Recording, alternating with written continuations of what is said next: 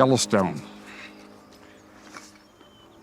There's no name more iconic in America's natural world.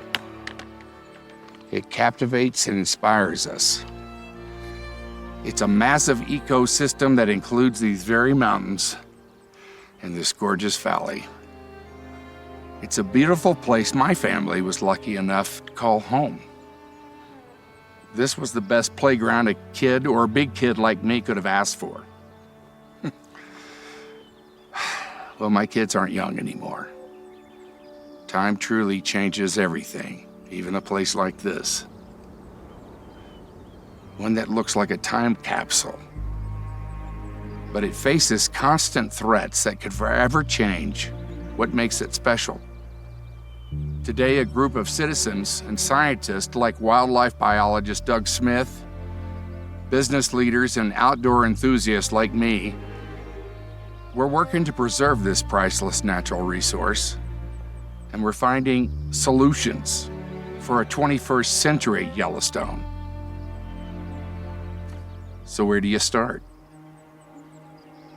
Right up at the top. In a place where few humans ever tread a bird is saving the ecosystem, one tree at a time.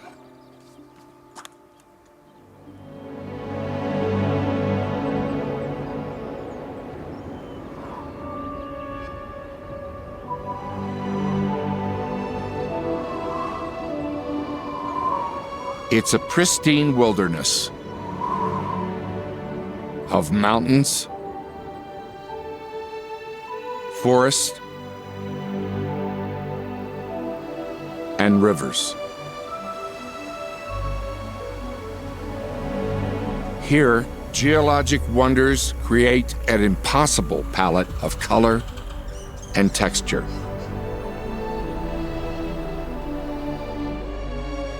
The Yellowstone ecosystem returns us to a time before cities and towns.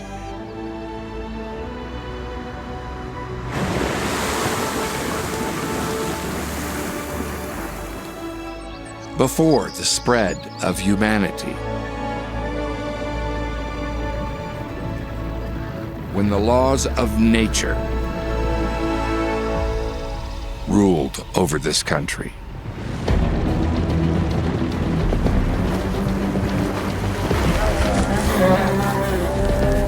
Today, this extraordinary world sprawls across millions of acres and 3 states.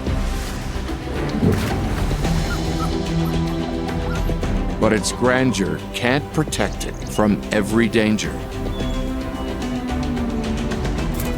This landscape relies on teams of people fighting every day, using cutting-edge science to save our last frontiers.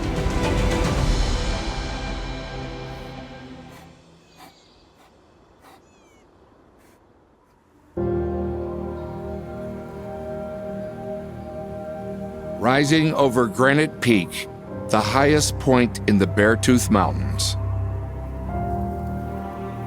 the morning sun signals the start of a new day and a new season. Spring has arrived, though the snowpack will hang on a bit longer at this altitude. It may seem like a gentle restart to the cycle of life, but for the grizzly bear, it's anything but. He hasn't eaten in 5 months.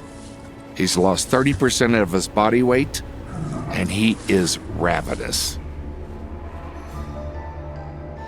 His nose, 2,000 times more sensitive than a human's, is telling him that a meal may be close. The smell is coming from a nearby pool. Perhaps the carcass of a bison or elk has been freed from the melting ice.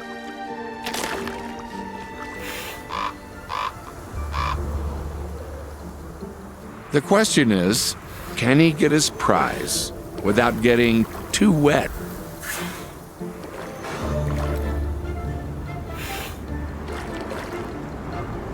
He'll need to stretch just a little further.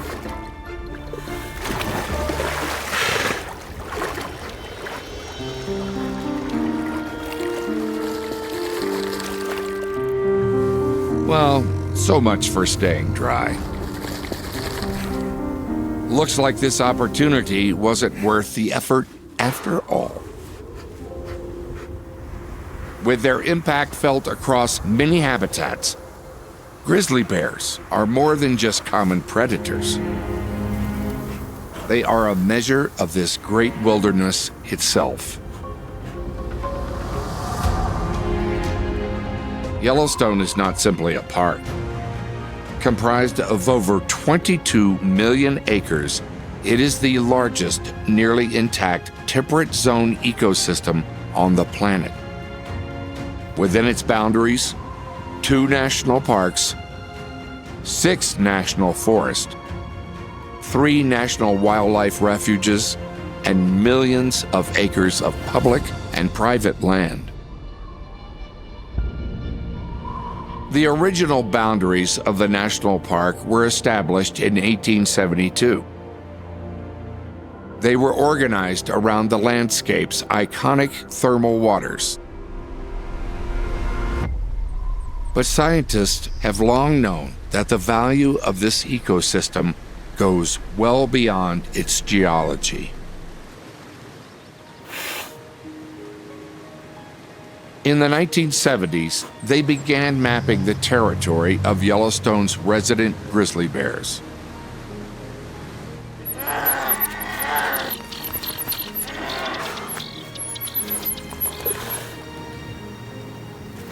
And with that information, redrew the boundaries of the Yellowstone ecosystem. This patchwork of habitats covers some 34,000 square miles, over 70% government protected. And it's still evolving.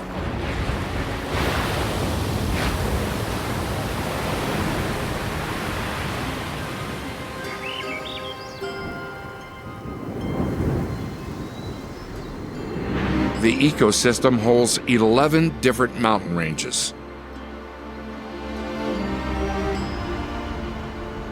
They range from over 9,000 to 13,000 feet in elevation.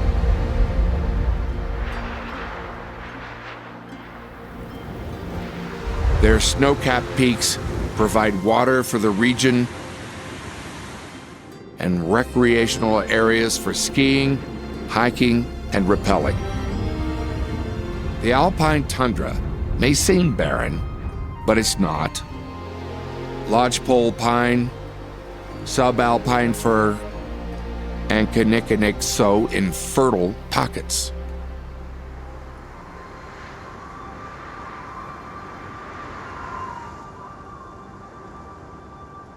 Change is a part of everyday life for the plants and animals that call this ecosystem home. Even on the edge of a sheer cliff face. Bighorn sheep spend most of the year above 7,000 feet. Isolated and treacherous to human eyes, it is the ideal habitat for the bighorn. Now that winter is broken, they begin to journey even further up the mountain. It's a journey these sheep are perfectly equipped to make. Their hooves have hard edges which they use to punch through packed dirt or ice, or to take advantage of the tiniest toehold on this mountainside. The center of their hooves is soft and spongy, allowing them to grip stony surfaces. These custom climbing shoes allow them to reach the willows and evergreens they like to eat, or to take shelter under a lone whitebark pine. Even at the highest altitude, this ecosystem flourishes.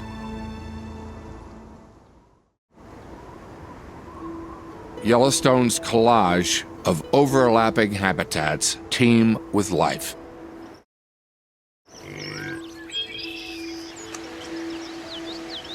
And with spring now arrived, plants and animals are in their full glory. Blooming lupin provides a fresh meal for the bighorn. Grizzlies have made their way down to lower elevations to feed, where mountain juniper berries grow year-round. While chipmunks scan the forest for nuts, seeds, or insects, a marten is on the lookout for small prey. Tree-trimming deer welcome the lush greenery around them, as ravens patrol the landscape from above. Further up on the mountain, the female Clark's nutcracker takes the stage. Clark's nutcrackers are large social birds, and they are the unsung heroes of this habitat. While she may nest in pines, firs, or other trees, she does have a favorite, the whitebark pine. Like the other creatures around her, she's taking advantage of the mild weather to stock her pantry and feed her young. Fortunately, she has positioned her nest close to her favorite food source. Perched on a whitebark's branch, she surgically removes the seeds tucked in the center of one of its pine cones. She's not eating the seeds, however. Instead, she stores them in a pouch beneath her tongue. These seeds are larger than other pine seeds, but she has plenty of storage space. She goes in for another, and another. Her pouch won't be full until she's pinched off 50, 100, maybe 150 whitebark seeds. And there is some urgency to her task. These seeds are well known to many of Yellowstone's other creatures, including grizzly bears. Some of these will be for her nestling, but most will be set aside for the coming winter. She finds a secure spot on the forest floor and starts digging. Nutcrackers stay in Yellowstone year-round, and during the winter months, she will rely on caches like these. The Clark's nutcracker is an overachiever. Just in case, she will create multiple caches, storing tens of thousands of seeds in total. Like their cousins, ravens and crows, Clark's nutcrackers are remarkably intelligent. Studies have shown that they will remember the precise locations of their countless seed caches up to 9 months later. This pair, the nutcracker and the whitebark pine, need each other. 99% of whitebarks grow out of forgotten seeds, and those trees in return feed the nutcracker. Scientists call this mutualism. Both species are rewarded by the other's success. For this seed snacker, the day's work is finally done, and she can now deliver that hard-earned meal to her young. One day, they'll appreciate what it takes to have a meal like this delivered to their nest.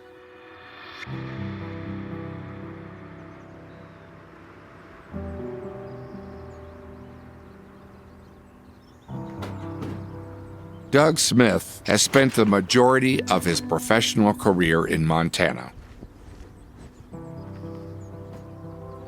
I had already studied wolves for about 15 years, and I've been here for roughly the last 30.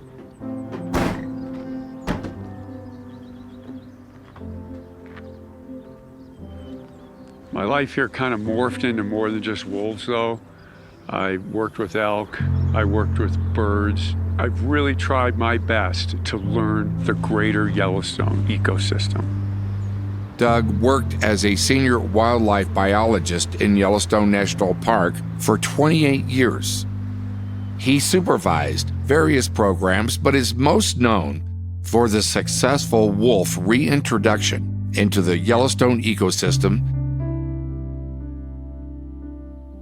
Doug is now the chief biologist for the Jackson Fork Ranch and oversees a variety of conservation projects. Today, his work takes him up the mountain to check on the health of the high elevation habitats.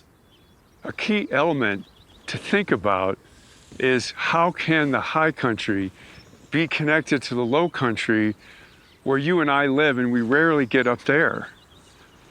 It's by a tree called the whitebark pine, which is part of our lives low, but connected to the life high up. And that's an odd thought at how a tree can be the connector to do that. Here, high above the Lamar River in northern Wyoming, life looks a bit different than it does down below.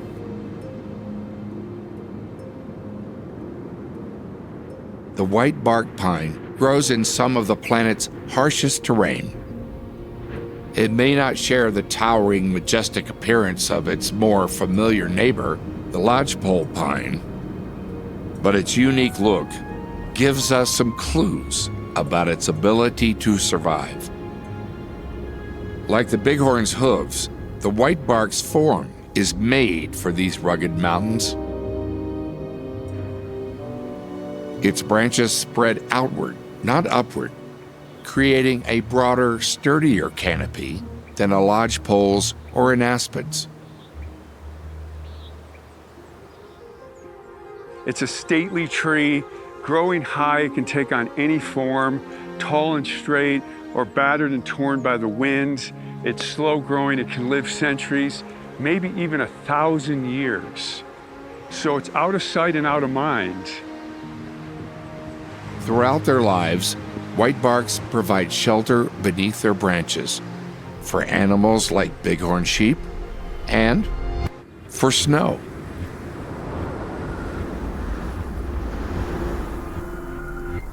As temperatures rise, the shaded snow lingers beyond what it would have out in the open.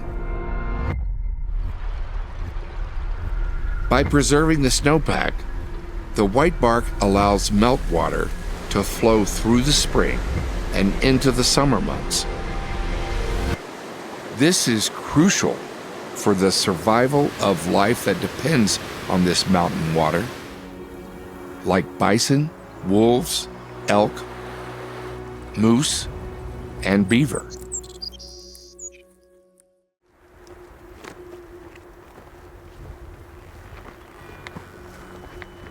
Everything out here is kind of in a struggle to survive. Whitebark pine is no exception. Their struggles recently have increased, their populations have declined. They face multiple threats. Bark beetles, a long-term threat, has gotten worse because of climate change. Fire regimes have changed due to climate change, but now they face a new threat, whitebark pine blister rust.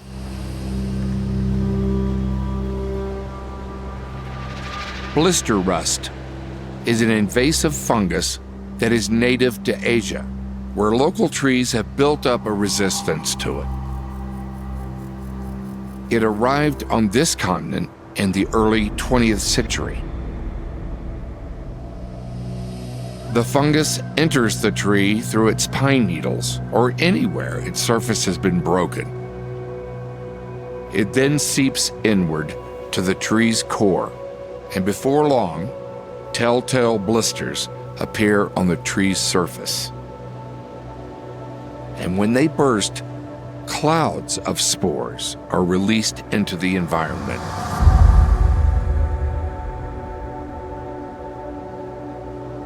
Once infected by blister rust, whitebark's seed production begins to decline. It may take years for the fungus to kill the tree, but the impact on the environment is felt immediately.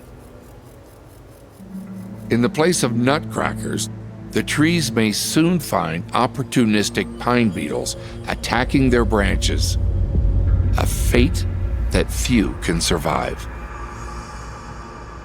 In all, scientists estimate that more than 85% of whitebark pines have been infected with blister rust.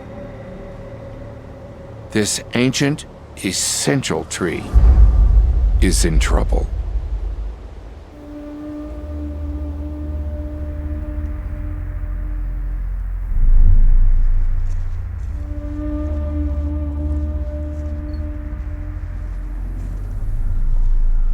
Oh boy.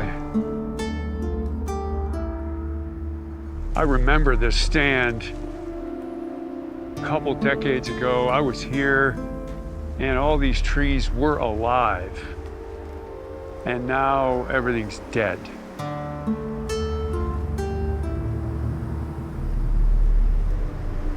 Probably dead because of, looks like to me, from a combination of things. This is eerie to see these century-old trees like that. It's devastated. People call this a ghost forest. And it feels that way to me. All these standing dead skeletons everywhere.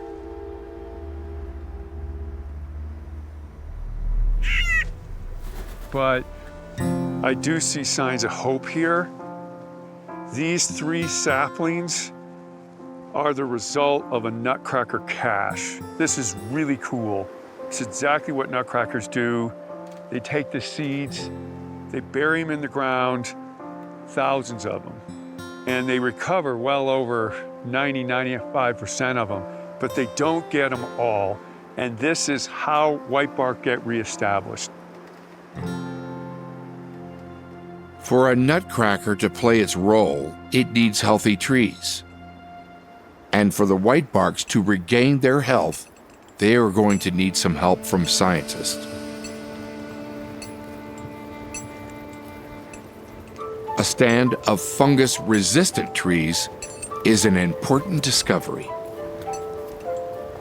Through here, we're looking at these trees to climb in because they're determined to be genetically superior and resistant to blister rust. These trees play a central role in their plan to bring the whitebark back. This is a very healthy stand of whitebarks. So these are the cones we're going to be caging in today, later on to be collected. The scientist's plan features 2 important steps. The first is to gather cones from resistant trees. Climbing trees is awkward. The cones will be brought to a tree nursery where their seeds will be extracted, planted, and nurtured until they become viable seedlings. You ready for cages? Ready. Ready. For the second step in their plan, they need to protect the remaining good cones still on the trees. Small metal cages will keep Clark's nutcrackers and other animals from stripping the seeds from the few healthy trees that remain. 2 more. Each whitebark pine cone can hold up to 50 seeds. A single tree could spawn an entire pine grove. These cones, after they're collected, will be shipped to the Coeur d'Alene nursery in Idaho, and they'll be sorted through and eventually used to grow seedlings in the nursery and then brought back out here later on when they're big enough to be planted so that we can bolster the whitebark population. The future of the whitebarks.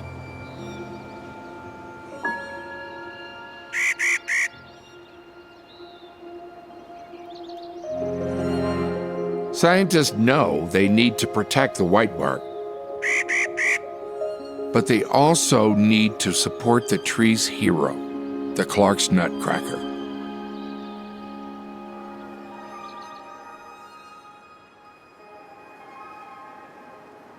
When we were here last time, they preferred going into the traps because we had the chunks of suet. Diana Tombach is one of the foremost researchers of the Clark's nutcracker. She studied them for most of her career. Okay, no free lunch. But they don't make it easy for her. Nutcrackers have probably the most developed spatial memory capacity of any bird, and I hesitate to say maybe any animal. So let's start off by saying nutcrackers are very difficult to catch. Okay, got it.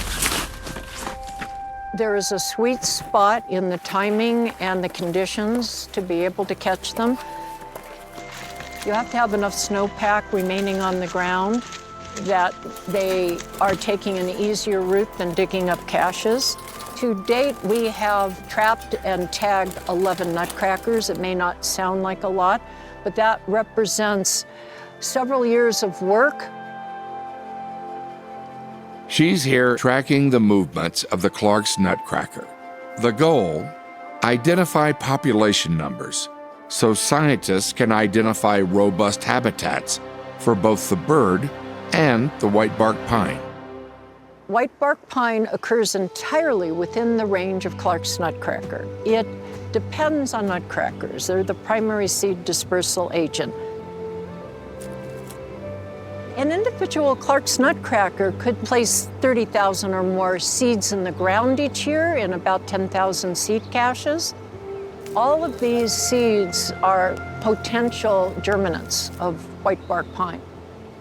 The impact of the whitebark pine die-off in other ecosystems shows that the mutualism between the two species is a delicate balance. We already have some examples of where we don't want to be. Overall, say in Glacier National Park, most of their whitebark pine is dead at this point, and what isn't has a very high infection rate of white pine blister rust. That is the epicenter of the whitebark pine decline. Okay, Walter, good to go. Okay, good. Walter Wetchat has joined her today. He too is passionate about the special partnership between the Clark's nutcracker and the whitebark pine.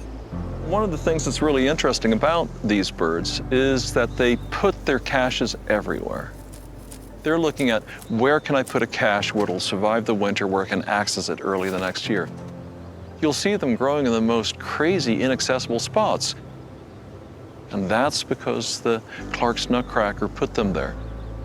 And I think that is really the joy of looking at these landscapes and seeing whitebark pine and knowing that every single whitebark pine seed that created that tree at one time took a flight in the throat pouch of a Clark's nutcracker. Some early results from their multi-year study have shown that the Clark's nutcracker is still thriving in the ecosystem. That's a good sign for the whitebark pine.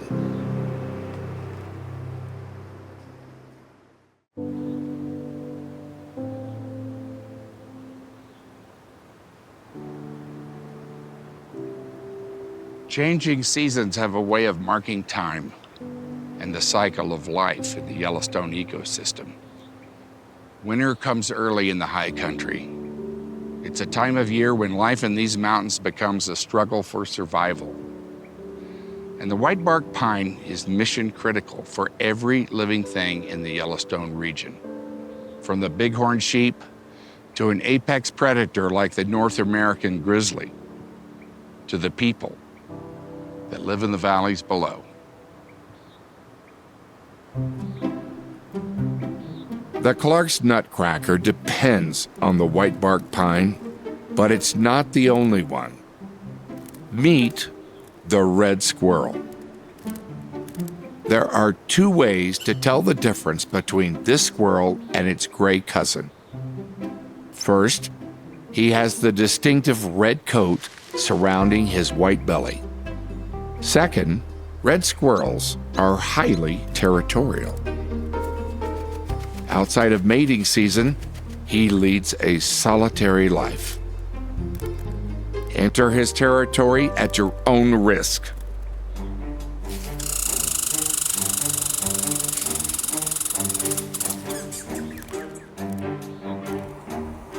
Even a porcupine can't escape his wrath.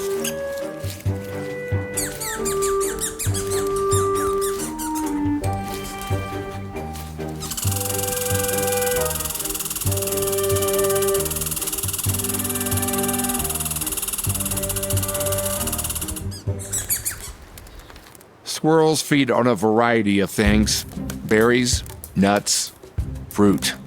But here in Yellowstone, his favorite food is, like the Clark's nutcracker, the whitebark pine seed. Wherever he finds a cone, in a tree or on the ground, he'll take it. Instead of a beak, the red squirrel uses its claws to nab the seeds, and just like the Clark's nutcracker, he jams as many as he can into his mouth. Red squirrels store their seeds among decaying trees and underbrush, and there is a good reason for that. These storage sites, called middens, act like underground refrigerators. They are temperature controlled and usually safe. By the time winter sets in, he may have squirreled away nearly 100,000 seeds.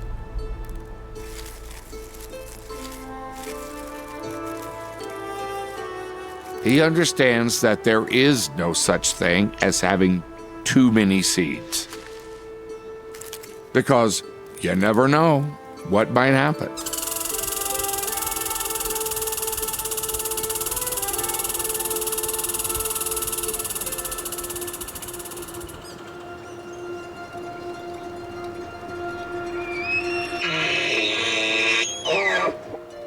Autumn in Yellowstone. Life prepares for the upcoming winter.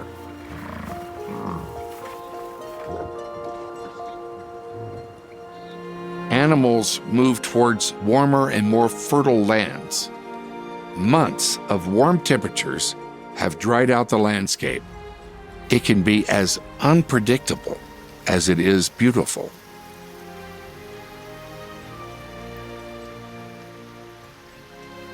Some days will feel like summer, others a winter wonderland.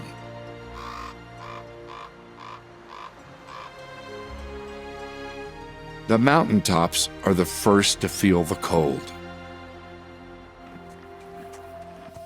The change in temperature drives the bighorn sheep down to lower elevations. By September, they reach the foothills and valleys, where they will remain until spring. This annual pilgrimage brings together normally isolated bachelor groups, ewes, and fawns. These autumn herds can number in the hundreds.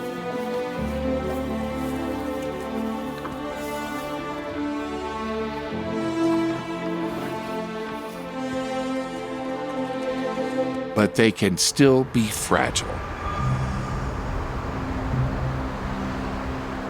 In 2016, much of the region's bighorn sheep population contracted a deadly form of pneumonia. Scientists believe it was transmitted via nearby domesticated sheep. Over 85% of the bighorn sheep died. The devastation wiped out adults and juveniles alike.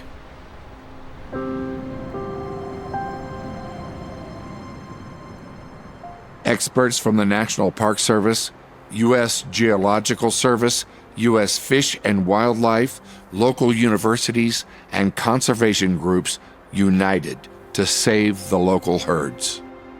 Infected sheep were removed. Bighorns were relocated further from domestic sheep flocks. Large herds were split creating smaller populations and fewer opportunities for the infection to spread.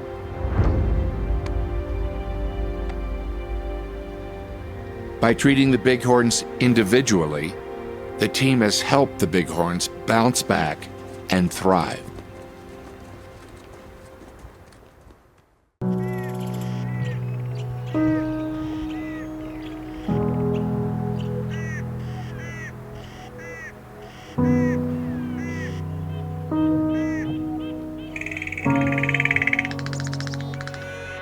Winter draws closer. The change can be felt in the air. It can also be observed in the animal's behavior.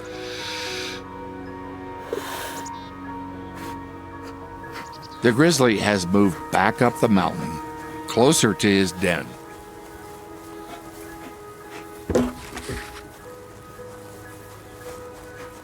He has just a few weeks left before he begins his hibernation.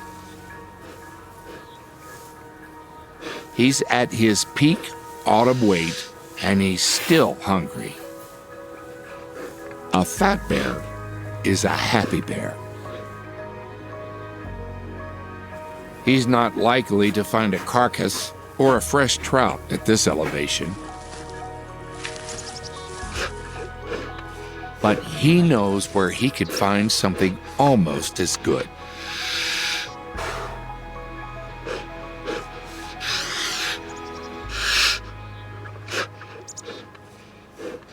As long as he's willing to get some dirt in his snout, he'll be rewarded.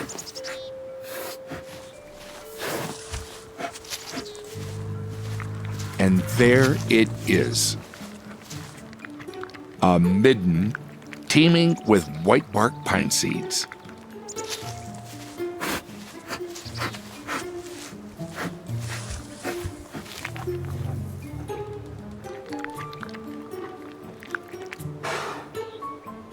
The bear, of course, didn't cache these seeds. That was the work of the red squirrel.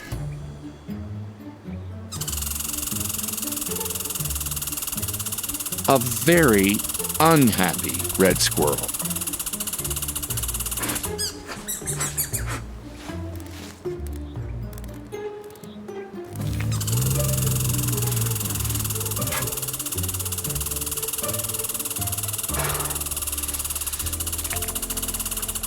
These squirrels are always on alert. But unfortunately, there is little he can do about the many animals that enjoy the fruits, the seeds, of his labor.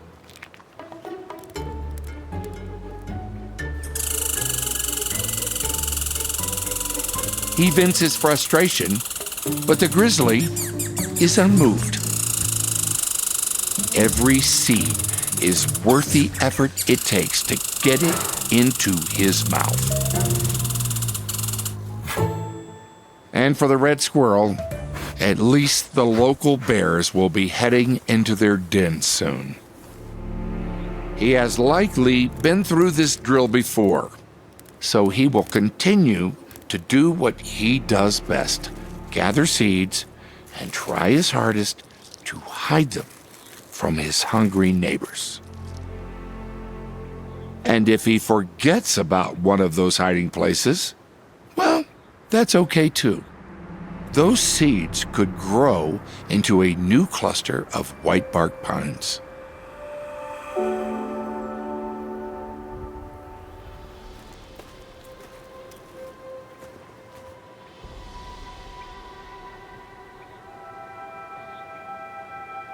We're going to start above the road here and work this piece and then work below the road.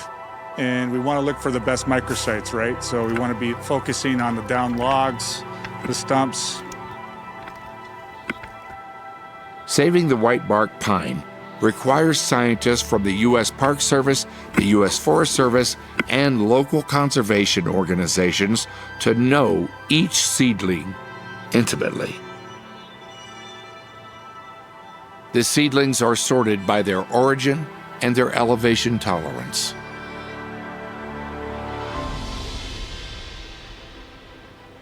Once organized, the seeds are then planted where they are most likely to succeed.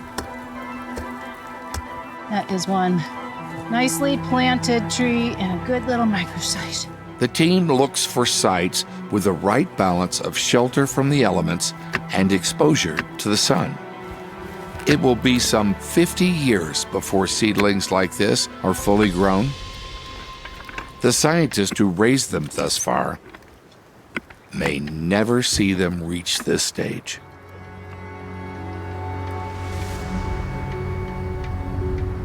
Days like today make me think. I've always been kind of an animal guy. Wolves, beavers, elk have kind of defined my life. You know, my dad was born 1911.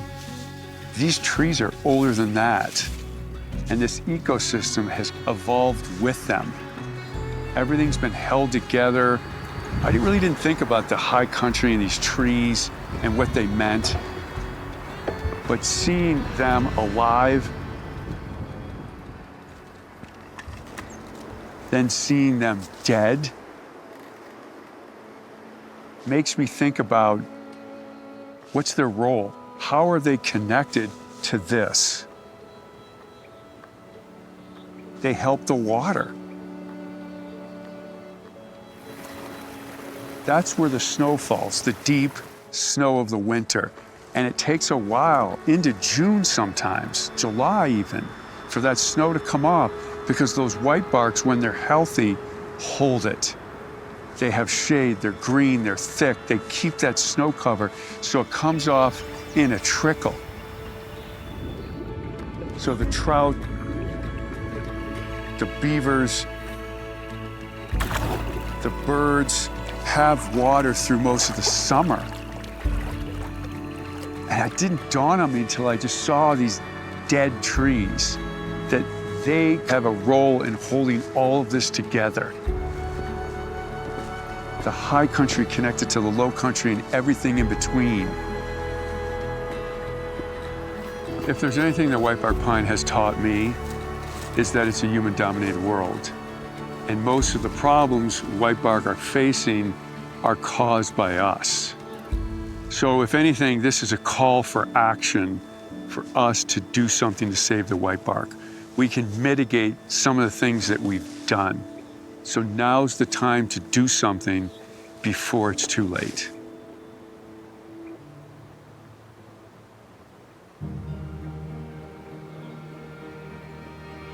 You know, looking up at these mountains, it really humbles you. Generations of native people, explorers, frontiersmen, they've all taken in this same view. And you feel a sense of that energy here. We used to find signs of old teepee rings and even arrowheads that were thousands of years old right here on this property. Reminders that life has thrived here for centuries. You know, Yellowstone has always been more than a park.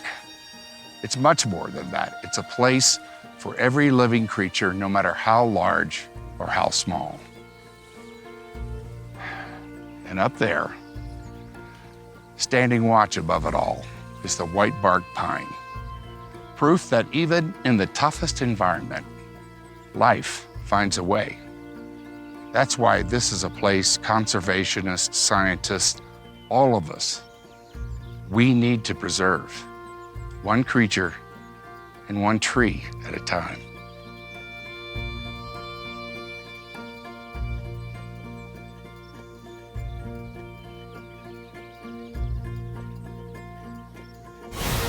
The Yellowstone ecosystem. It's the planet's largest nearly intact temperate zone habitat. Rugged, symbolic, iconic. Now it's under threat. Allies have come together working every day, using cutting-edge science to protect this unique ecosystem. Find out more at savingyellowstone.org and join the movement to protect this land.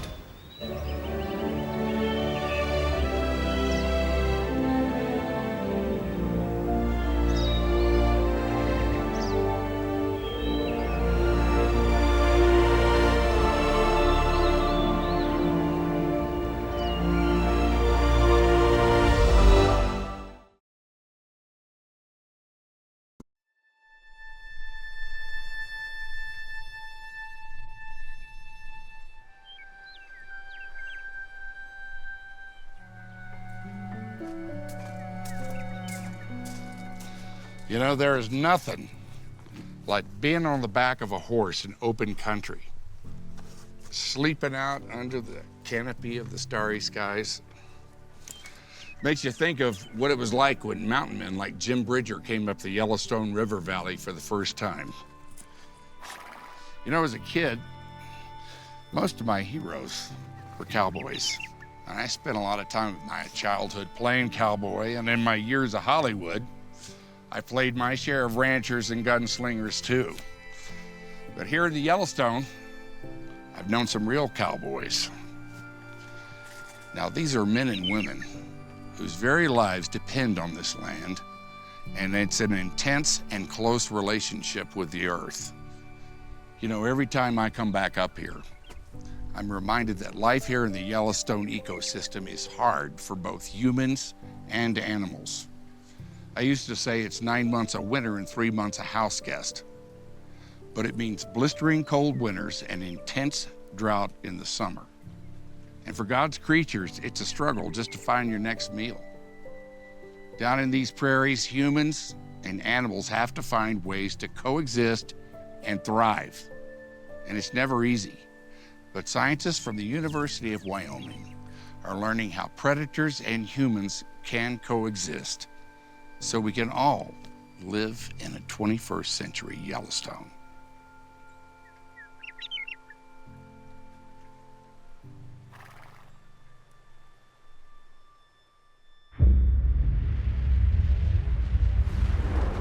Two million years ago,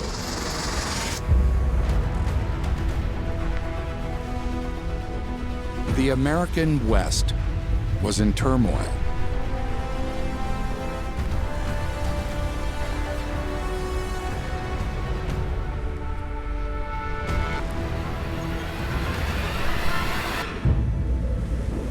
A 1,000-year period of volcanic eruptions erased its past and created a bowl, or caldera,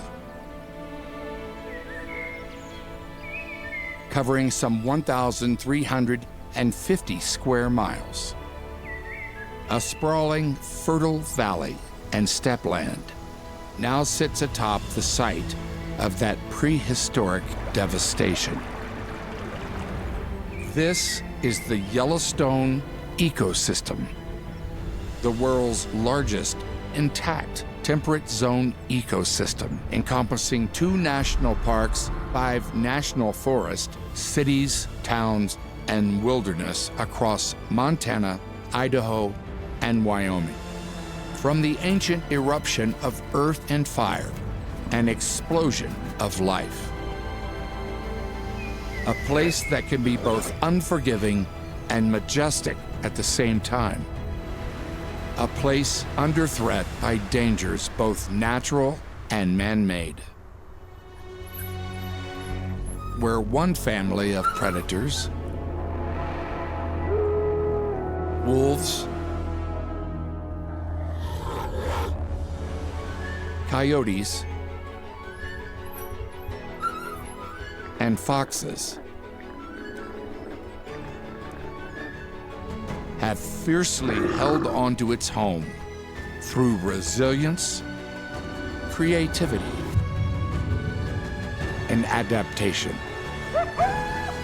just like man.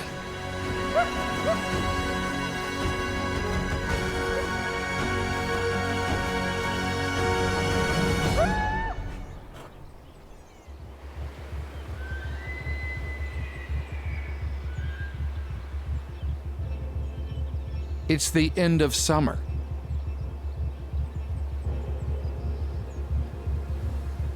The days grow shorter. Temperatures begin to drop, signaling that winter will soon be here.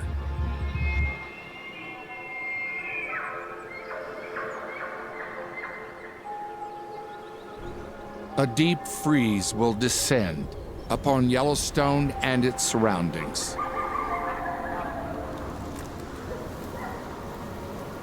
For most of the creatures in this ecosystem, the harsh winters trigger an urge to hibernate or move.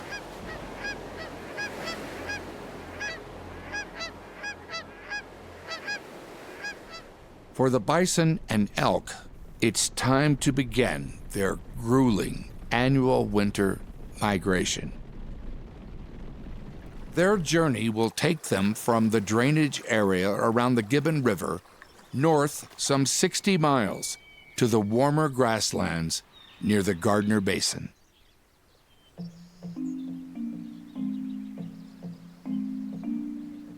A small red fox spies on a herd of congregating elk.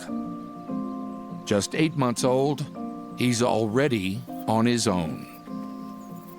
And he is already on the prowl. Like the migrating ungulates, he must feed or die. But his food doesn't come out of the frozen ground. His food is prey.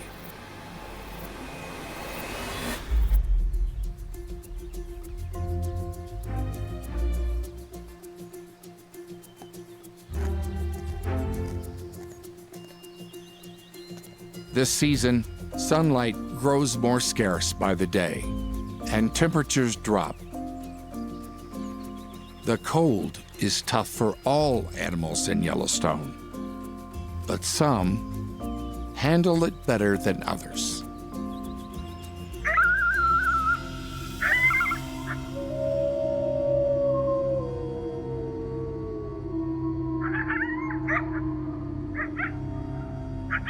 Winter is when the fox and its two canid cousins, the coyote and the wolf, thrive. The icy valley and steppes are their hunting ground and their kingdom.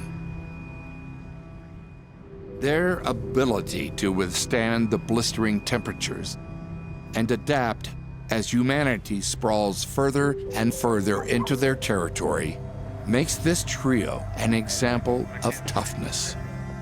In an era when the natural world faces the twin challenges of climate change and development, understanding how these canids survive and how they do it in parallel with each other have become critical questions for scientists.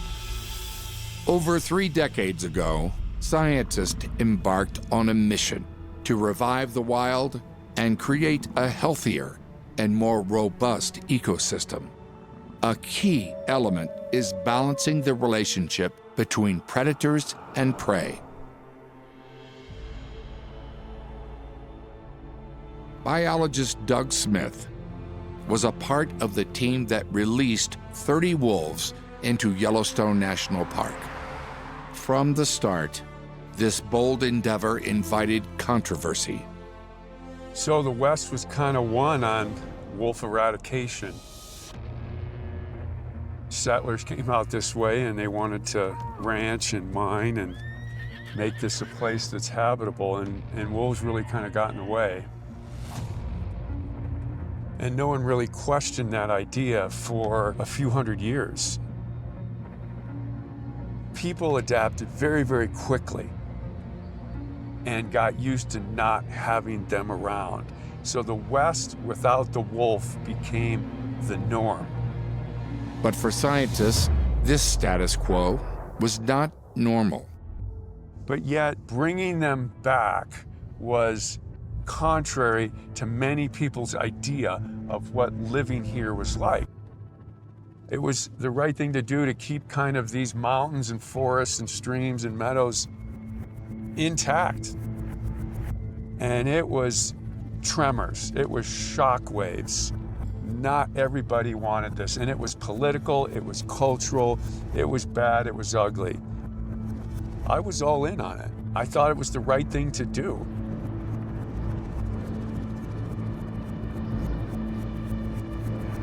I think the biggest finding has been is they're not that bad. I mean, we have more elk now in Idaho, Montana, Wyoming than we did when wolves were reintroduced. Hunting as we know it is unchanged. In a lot of ways, it's better.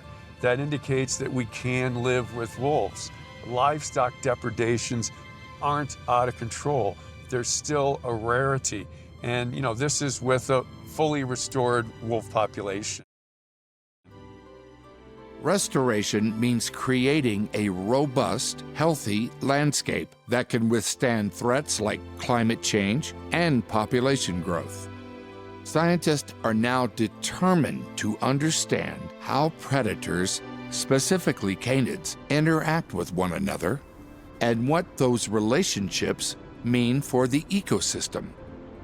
And so what we want to learn is, how do wolves impact coyotes? How do coyotes impact foxes?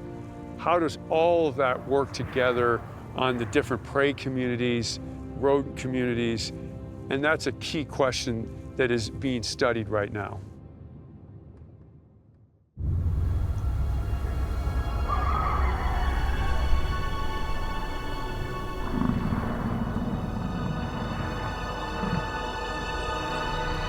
Grand Teton National Park. 1.668, 29F. Joe Holbrook and Emily Davis from the University of Wyoming and park biologist John Stevenson are searching for a needle in a haystack, an abandoned collar. We're at a time now where we can look at wolves are fully recovered on the landscape, and to look at some of those interactions between the canids. What is the effect of wolves on both coyotes and foxes?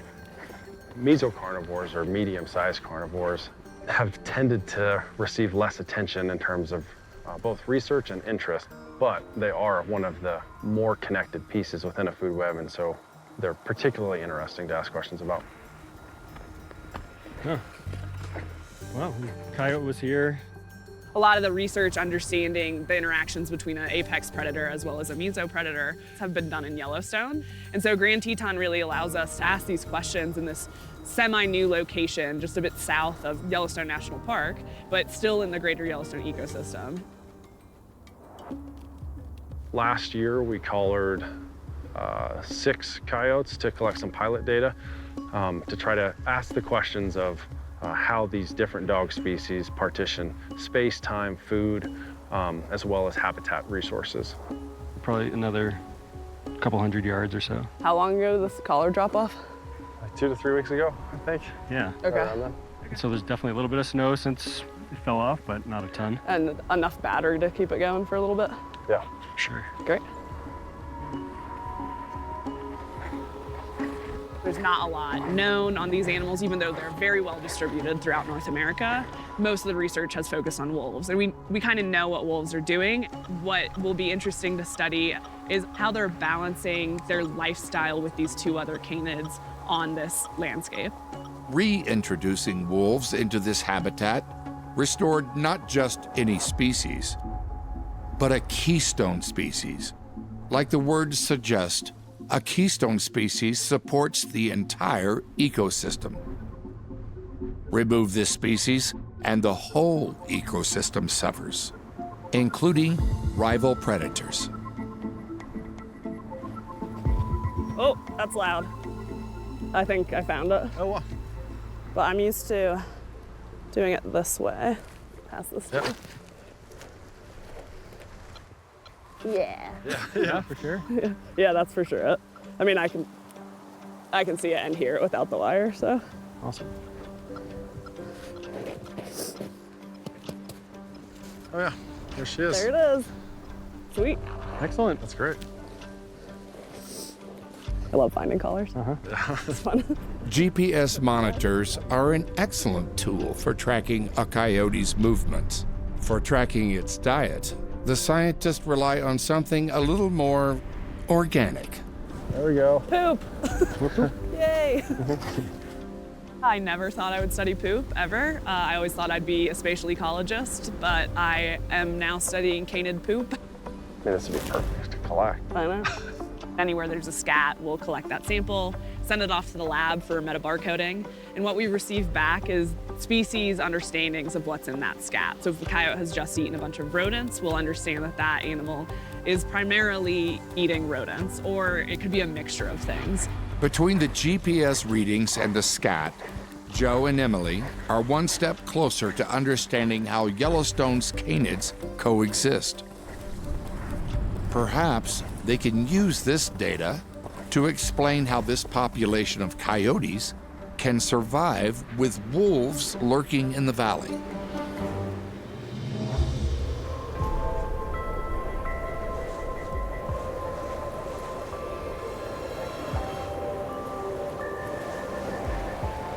February.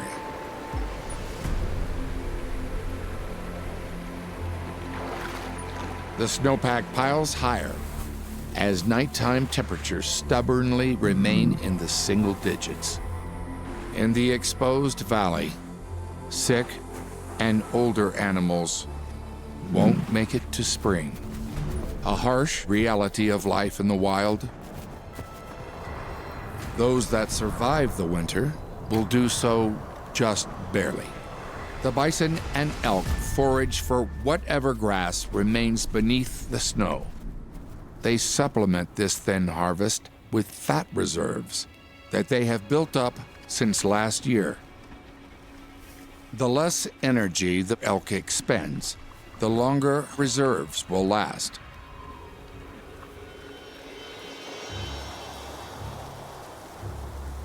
For Yellowstone's predators, the hunt never stops, even in the depths of winter.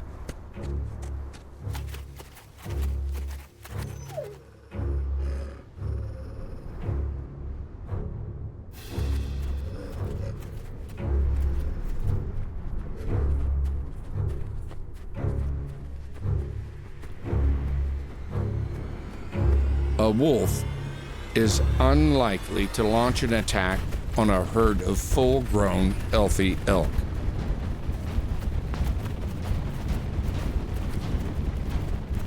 The odds aren't in the wolf's favor.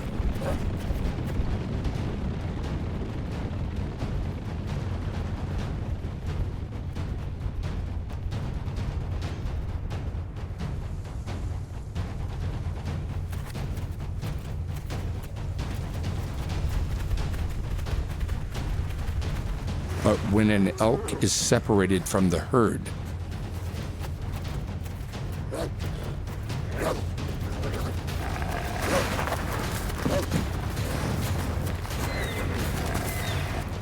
those that survive the winter will do so just barely.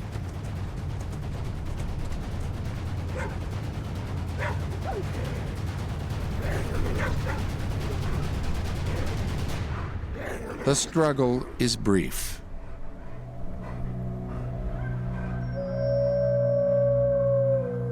Wolves are responsible for approximately 85% of elk kills inside the park's boundaries. But this carcass is not for the hunters alone. A coyote is sitting in the distance. He knows that his turn at the table will be next. In the meantime, he'll watch the wolves closely.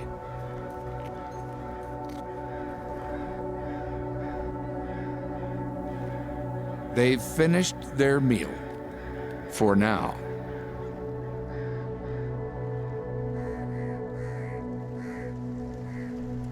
The coyote wastes no time approaching the carcass.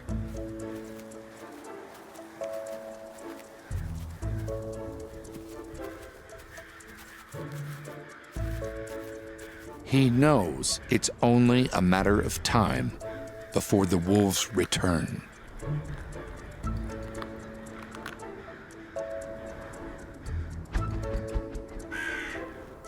Kills feed more than just the victor.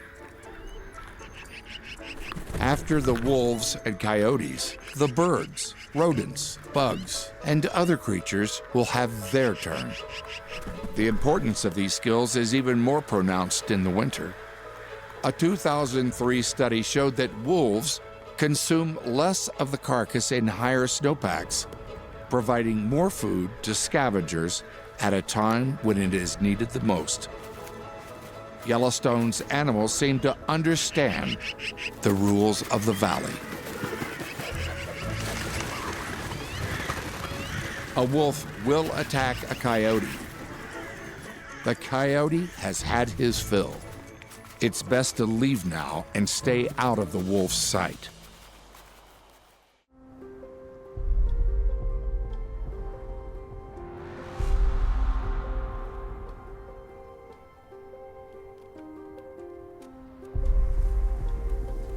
It's been 2 months since Joe Holbrook and Emily Davis retrieved the coyote collars.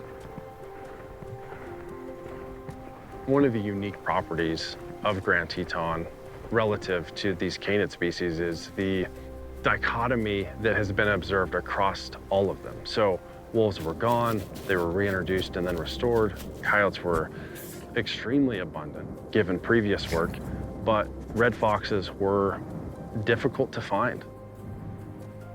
They recently put data transmitters on a pair of red foxes.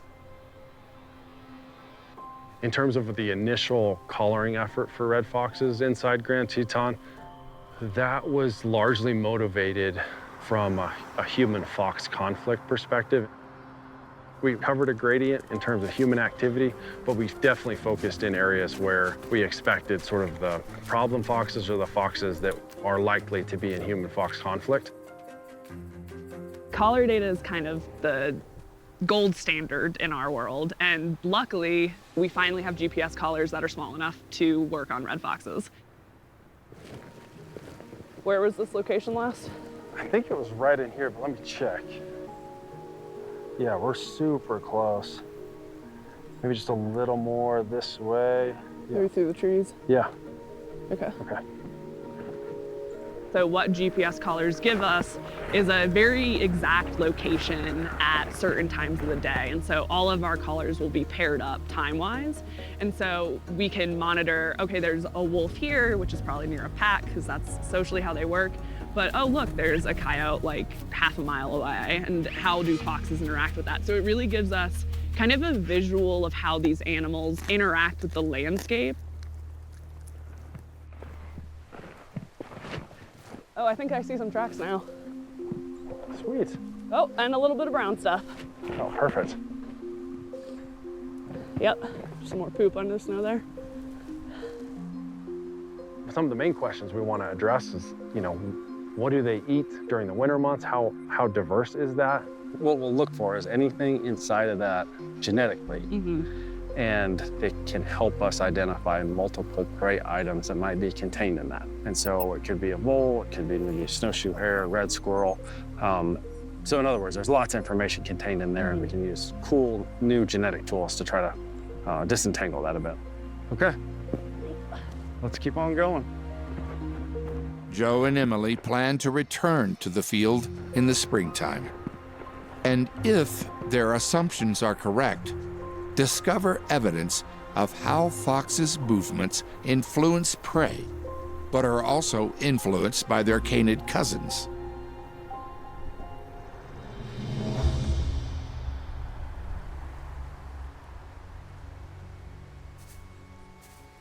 All lives are marked and defined by challenges and hardships.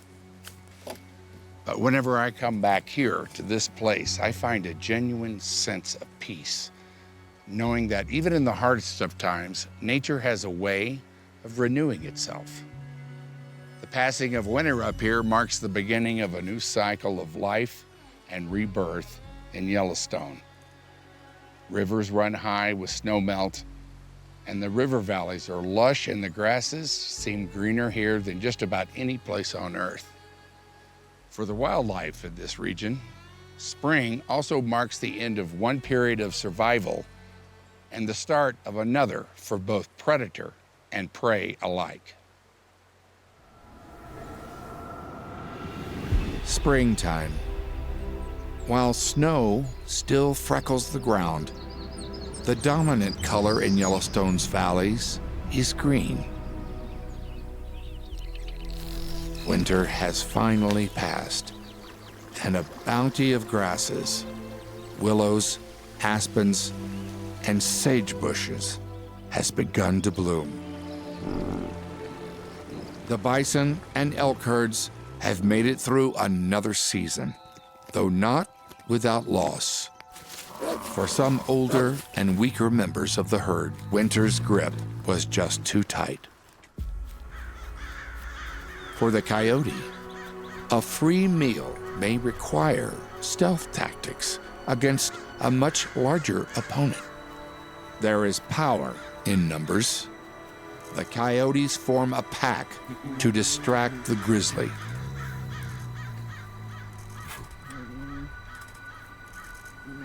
In the Yellowstone ecosystem, there is no such thing as a free lunch.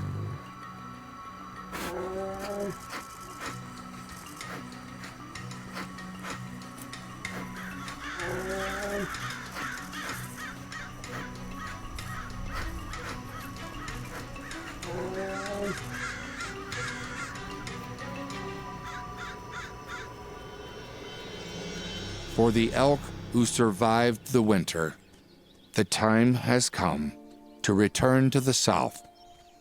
Their life on the hoof is not merely a matter of finding the best feeding grounds. It's a matter of survival. With mountain lions, grizzly bears, and wolves haunting this land, elk can never feel too settled.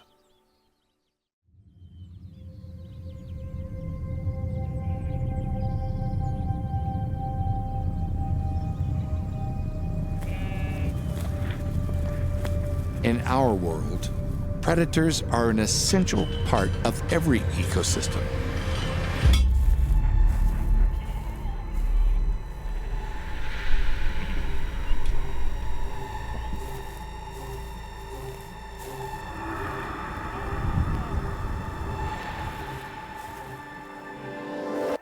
And vigilance is the key to avoiding conflict. It's a few generations of very hard work. That's the foundation of the agriculture in this part of the state. And for that earlier community, wolves, coyotes, foxes, that was all part of the furniture. Becky Weed owns a small ranch near Bozeman, Montana. On it, she tends more than 50 sheep. She knows full well what it means to live among predators. My husband, Dave Tyler, and I have been here a little over 35 years. We came to this spot primarily because we both had this notion that we wanted to see if we could make small-scale agriculture work. Ranchers face challenges from every direction: viruses, feed cost, an unpredictable climate, and predators. Within 2 weeks of bringing sheep on this place, we had a flock of a dozen. We lost 2 of those sheep to coyotes very quickly after we started. And it really wasn't until then that Dave and I began to be more educated about the nature of carnivore control in the whole region. Becky runs her ranch with an eye on how best to live side by side with predators. You have a very intimate relationship with the natural world, but it can be really challenging. The single most effective tool we had was a guard dog. And it took us a couple before we really learned what we were doing and he developed the right habits. And dogs aren't the only animal allies humans could turn to. Meet Ruby.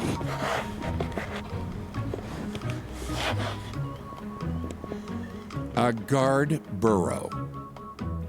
We inherited from a friend. She was an orphan burro raised with sheep. She has natural protective instincts against things like foxes and coyotes. There have been times where I'll come out towards the field and I can see her look a half mile away and there's something down in the southeast corner of the ranch.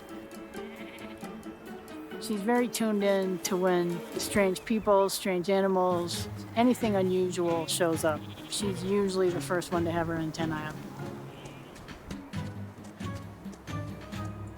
Livestock ranchers across the West are innovating new ways to live with predators, While some programs teach cows defensive behavior or provide electric fencing, others focus on reimbursements for lost animals.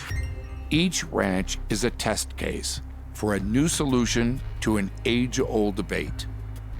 Adaptation is the name of the game. There is no silver bullet, and the people who are most committed to try to find ways to live alongside carnivores are the people who are usually the most successful living on the land. Becky hopes this approach will reduce the impact of predators, allowing her ranch and the surrounding valley to thrive. The struggles for ranchers are real, and predator management is a constant issue, no matter the size of the herd.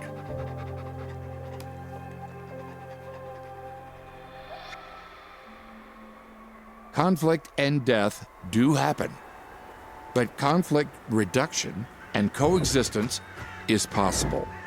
In a landscape that refuses to stay still, even humans need to adapt to survive Yellowstone.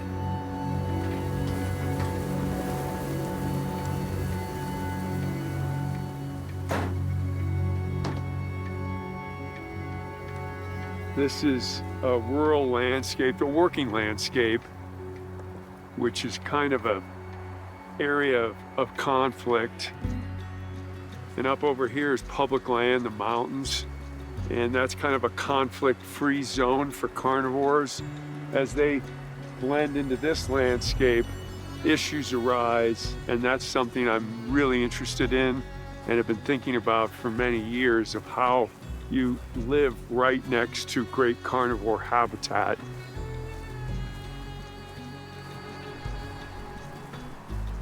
Hidden cameras are an important tool used by scientists and game managers today. This is good placement for a game camera to try and capture what's moving through here. With these fences, all the wildlife traffic's gonna move through this gap. Wolves and coyotes and foxes have been studied for decades, but that doesn't mean we know everything. With the reintroduction of wolves to this ecosystem, we weren't really sure what was going to happen. And one of the flashpoints was the wolf-coyote relationship. Wolves kill coyotes, keeping their numbers lower, which allows foxes to increase. Without the wolves, the coyotes kill the foxes. And what that does is it has ripple effects throughout the whole system, because foxes prey on things like mice and voles, coyotes prey on things like rabbits and ground squirrels, and wolves eat elk and deer. And it all kind of clicks together nicely, but when you take the wolves out, that relationship below between coyotes and foxes changes. You can see kind of a faint natural thoroughfare here.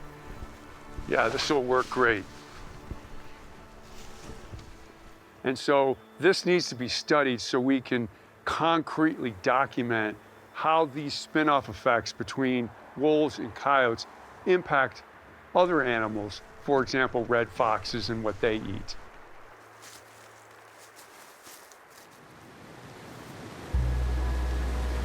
Summer.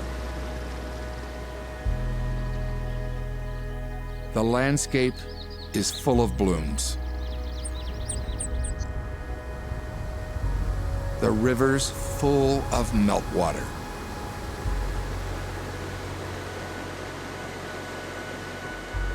Yellowstone's valleys are alive.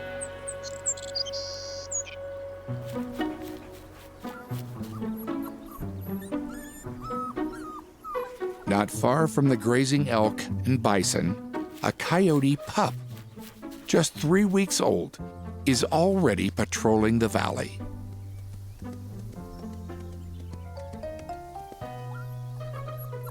And he's not alone. 2 other pups entered this world alongside him. Even at this age, they are already curious and daring. But until they are fully weaned, they still depend on their mother for milk. Coyotes and foxes mate for life and will raise litters together. Both parents are excellent caregivers. They take turns hunting so that one parent can watch the den. They're used to watching their pups play fight. It's actually important training for their lives in the wild. The parents realize that at this young age, their pups are easy prey for owls, bears, wolves, and golden eagles. Until they are old enough, the pups will remain under the parents' watchful eyes. Over in another den, a set of fox kits have begun exploring on their own as well. They share their canid cousins' bravado and curiosity. But Mom is not amused.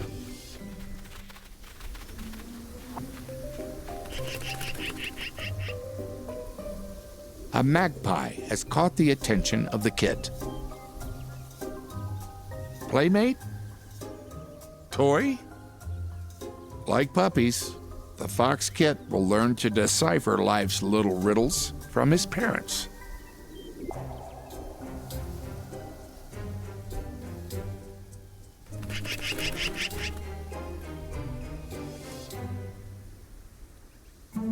Meanwhile, Dad has gone in search of food.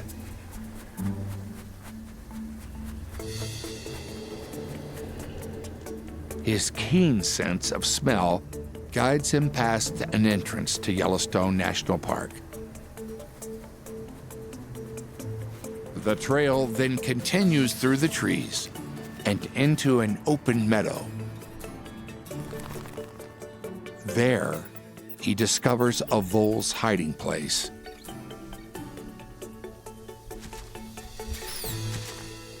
And his family's next meal. Foxes have little fear of humans. They've learned that where we are, there is often food. Whether that's in campsites, farms, backyards, or trash bins. Yellowstone's canids have adapted to the natural and human-induced stresses of the 21st century life. But scientists know their successes cannot be taken for granted.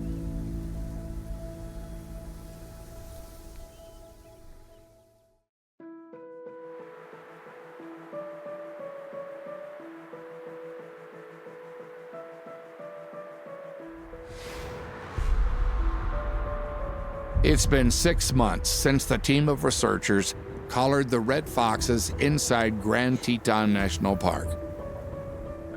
We're like 100 meters from where the cluster location is. They've been tracking the fox's movements and comparing its data to the other canids in the park. So we put collars out about 6 months ago, and we're currently getting our arms around the understanding of what denning might look like in Grand Teton for these 3 different species. Now going forward, we're gonna be asking a whole series of questions about how these species engage with different habitat gradients, habitat resources, food. We're going to that tree. Perfect. I'll get updates every 4 to 5 days on where the dogs are. I check them, I map them, and then I've also been using a clustering algorithm to find out where all the dens are. The use of collars, trail cams, and other tools helps researchers chip away at the mysteries of survival in the Yellowstone region. I've started to walk out to those dens and try to find them to make sure we know the den is a den because it clusters in different locations. We also have put cameras up to get at reproductive success of these animals. Oh, I think I might have the den. Oh, wow. Right up in the sagebrush, huh? Yeah, right under the sagebrush. Hopefully we get some kits on camera. We have a fox that went up to Yellowstone. It's now in Idaho. That was kind of a shock because, you know, these animals are pretty tiny, but they're able to travel so far. Hold it up a little bit. Yeah, that's good. Yeah, okay. Yeah, I don't want to disturb this anymore, but yeah, okay. That looks good. Great, let's go.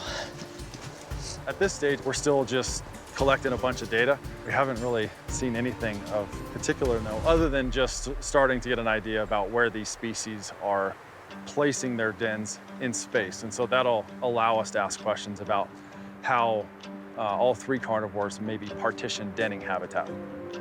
Grand Teton Park has proven to be an excellent study area. So this is a coyote den, right? Yeah, so I set this up a week ago. Cool. And I spooked what I think was the female because it was uncollared off the den, and 2 of our males are clustering here. We have 2 male coyotes interacting with 1 female at a den, and so we have a camera up there. We don't know a lot about like denning behavior and how males and females allocate that, and also if there are family groups. We know that about wolves. It's not really a known thing with coyotes. Usually it's a male and a female, maybe a yearling as well as some pups, but we don't know how they're balancing out all on the landscape. Yeah, I'll be curious to see how the wolves kind of partition their dens relative to where foxes and coyotes are choosing to den. Yeah, I'm excited to look at that data more. Yeah. Joe and Emily's study will continue for another full season, another opportunity to discover new insights from this secretive landscape. For the benefit of the rest of the world and not just the PhD student on the project, I think it's really important for us to ask questions about the wildlife we interact with, especially in the park. There's a ton of people here, and a lot of coyote sightings have been seen recently. Interactions between coyotes and wolves have been seen recently by the public, and so I think being able to provide the public as well as just other researchers answers of how these animals are interacting on the landscape is really important.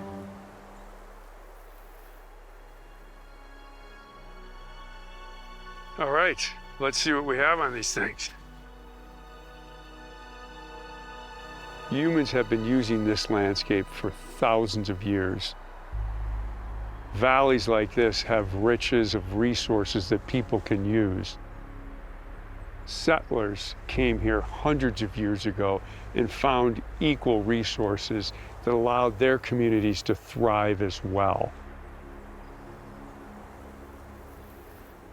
So a lot of recent human settlement occurred when there were no wolves here. So the ecological relationships of missing wolves really changed this landscape, and people got used to it. In a lot of ways, this is our identity. These are cherished landscapes, the wildlife, and now the predators are back. It's a wonderful thing. But culturally, wolves were tough for us to live with. And so we're learning to live with them again. We're learning to see what they did to the other animals, because the other animals adapted to not having the wolf around. Okay, it's been a little while. See what information this thing has here. Doug's trail cam gives him insights into the wildlife that lives in and passes through the valley area. Look at that. That's a fox. Classic behavior. Looks like he's hunting. She's out doing her thing. Wow, that was cool. This has trickle-down impacts throughout the entire system because coyotes impact foxes. Foxes impact small mammals. And of course, in every place, it can be subtly different. And that's key to understanding how these different systems work. And this system here is heavily impacted by humans. So it's going to favor coyotes and foxes a little bit. And that's what we're in here trying to get data on. But when wolves come through, what's that do? It's a really fascinating question. There's a coyote. A lot of places where wolves have come in, you see coyote behavior change. You actually see coyote numbers drop. The beauty of studying wildlife, like wolves, and I've been studying them for over 4 decades, is there's still new things to learn.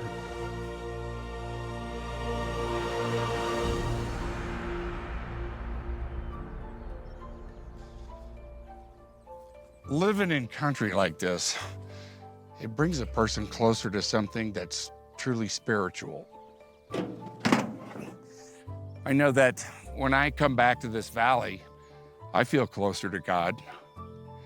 And when you're in a place like this, I think we're reminded that we're all a part of a delicate system that requires a kind of harmony.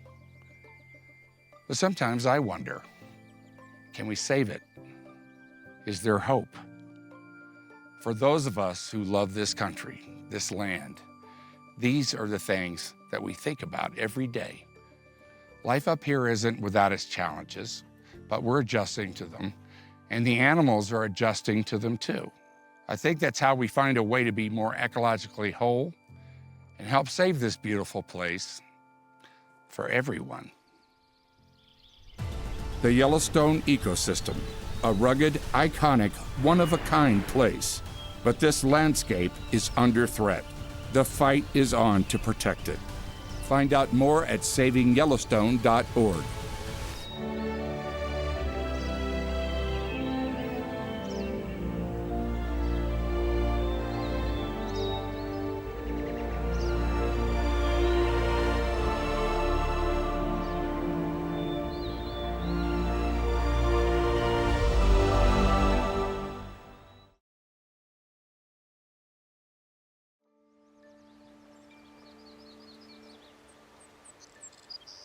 You know, it's nice to be up in this high country. Sitting by a quiet pond like this just helps you find peace, reconnects you with nature. And when I'm up here in this gorgeous valley I used to call home, I find a real serenity.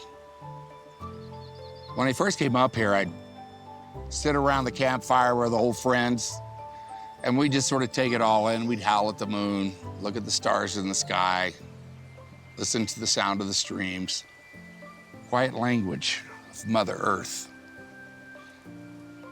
You know, we don't think about where water comes from, do we? Rivers and creeks, they're there our whole lives, but they're always moving, forming, and flowing. They carve paths through these mountains, and they nourish every creature. Rivers are what brought Lewis and Clark into this area more than 200 years ago. It was colder then. It's getting hotter these days. Water is scarce in many parts of the West, especially right here in Yellowstone. For every living thing here, we have to find ways to keep the rivers and streams flowing. And scientists like Doug Smith and the folks at the Monteith shop feel that the answer may have been right here in front of us all along.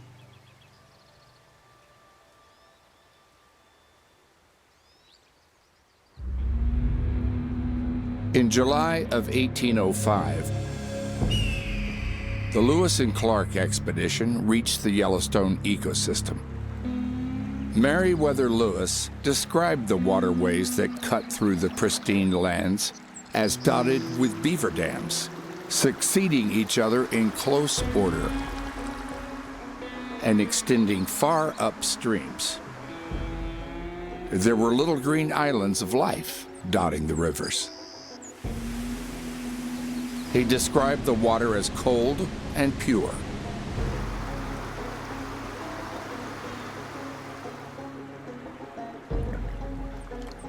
The waters produced a luxuriant growth of weeds, trees, and grasses.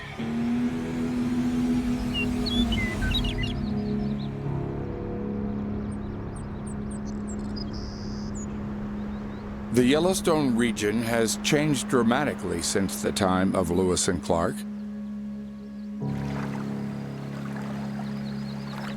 Its rivers have been tamed. Its streams have dried up, and the green islands that once dotted its waterways have disappeared. But what once was could be again. Water is the key to life in the wild, and one animal, with a little help from modern-day settlers, could be a solution for the 21st century Wild West.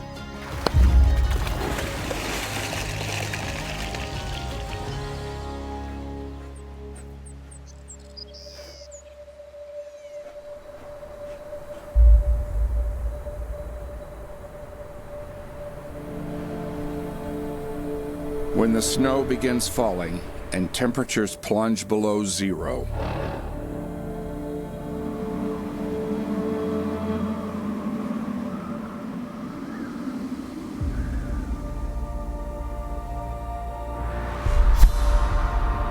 life slows down across the landscape.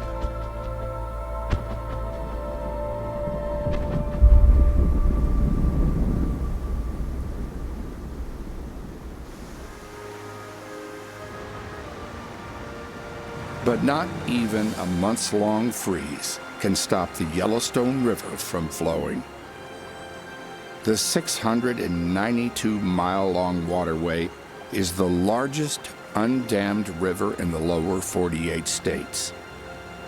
And it feeds numerous streams and wetlands. And during this time of year, it provides a safe harbor to countless animals, including one very special family of mammals. It's a full house in this beaver lodge. Mom and Dad are supporting 3 yearlings and 4 newborns. Even in a well-stocked lodge like this, supplies and space are limited. The beavers will hold out here until the spring thaw. What their lodge lacks in creature comforts, it more than makes up for in clever design. There is a dry area, a place for food storage, and multiple entrances.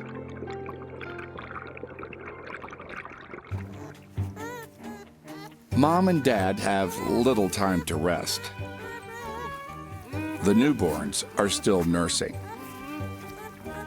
The yearlings, however, well, toddlers will be toddlers. They're always underfoot. In a few months, this family will emerge from their seclusion, and that day will be an important one for the entire ecosystem. The wetlands that support this habitat are their creation, and they haven't finished their handiwork. Fresh water is the key to life for everything in Yellowstone. Here, the headwaters of 7 major rivers rush down from the Continental Divide and flow into America's west.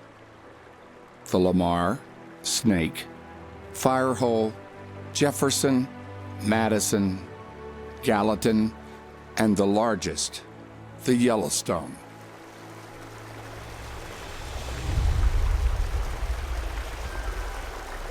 These same rivers feed over 150 lakes and 278 identified streams.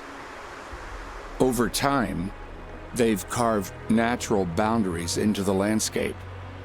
But those boundaries didn't last. When the waves of European settlers arrived, they reshaped the West, bending the land and the water to their will, creating a land of opportunity for some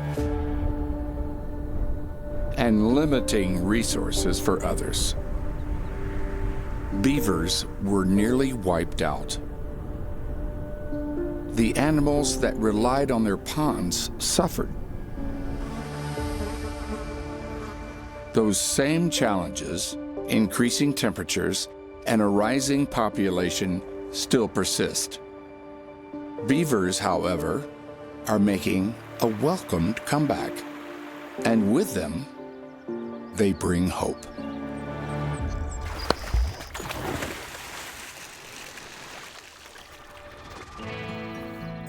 Few people know Yellowstone's wildlife like Doug Smith. For 28 years, He worked as a scientist at Yellowstone National Park. He was involved in predator management and was part of the team that reintroduced wolves into the region.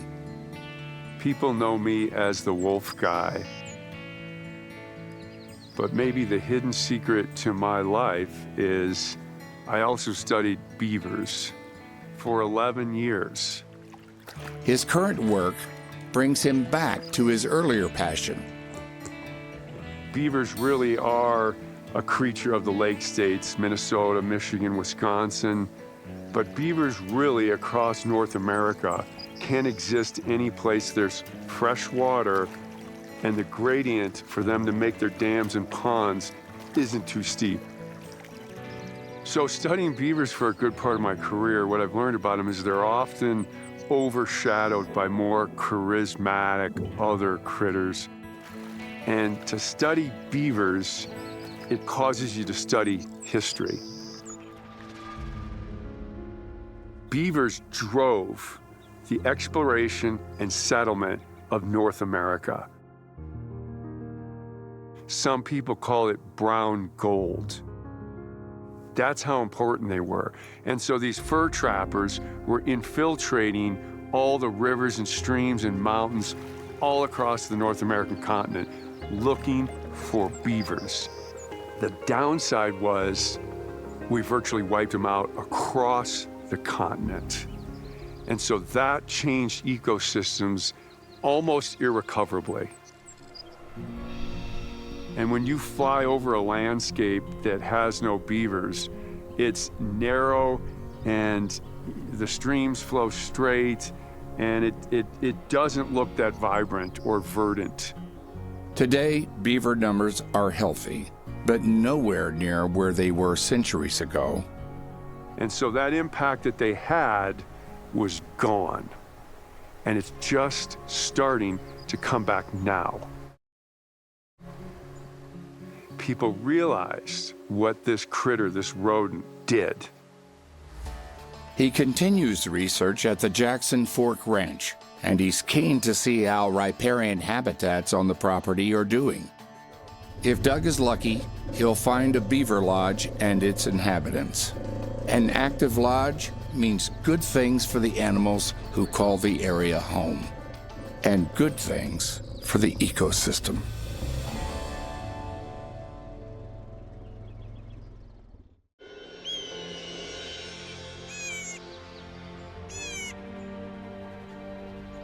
When spring arrives, the region's grasses come to life. The balsam root and larkspur bloom. And the season's warmth draws out the ecosystem's color and energy. The beavers feel the change in the air as well.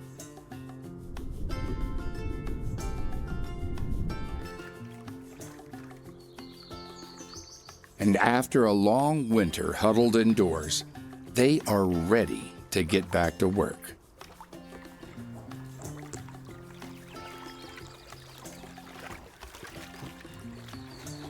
Even though they'd been well provisioned in their lodge, with 4 nursing kids, the mom needs more to keep up. Those kids will remain in the den for another 1 to 2 months, suckling from their mother while slowly transitioning to solid food. The older kids, now in their second springtime, will work alongside their parents, helping with day-to-day tasks like foraging for food, reinforcing the dam and lodge, and protecting the family unit.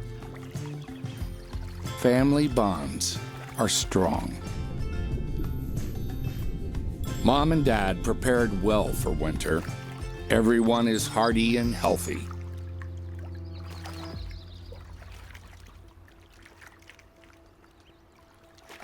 Newly flowering trees are an irresistible treat for the beaver clan.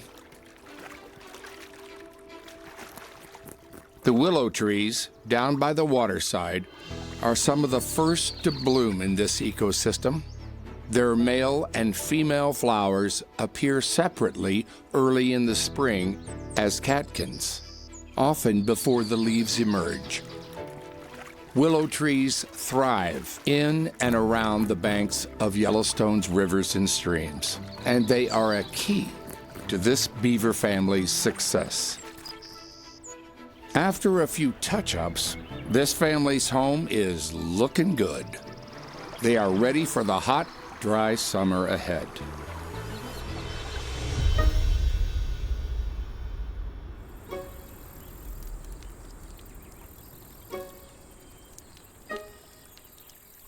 The meltwater trickling down from high in the mountains fills the local streams and ponds with fresh water. This steady supply hydrates the ecosystem, from flowers to towering trees, from the tiniest insects to the largest mammals.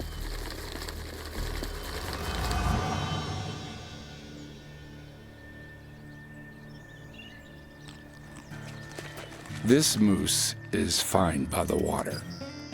He's not worried about getting his hooves wet. In fact, he's an excellent swimmer.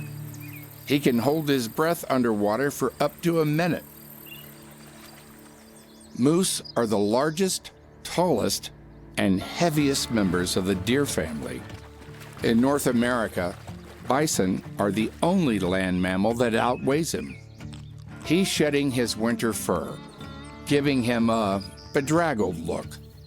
Not that he's too concerned about it. Moose don't lack confidence. He seeks a favorite meal, willow trees. He achieved his grand stature by eating plants, a lot of plants. Moose consume 40 to 60 pounds of food daily. That's around 16,000 calories. They can quickly clear a grove from top to bottom. He'll feed on this willow as long as he feels cool and as long as he feels safe.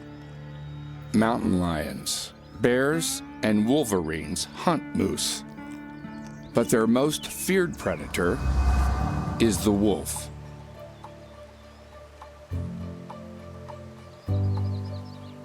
A study in 2001 showed that moose were naive about the threats they faced when they found themselves in more predator-dense environments. Now, what does that mean in a place like Yellowstone, where wolves were reintroduced within just the last 30 years?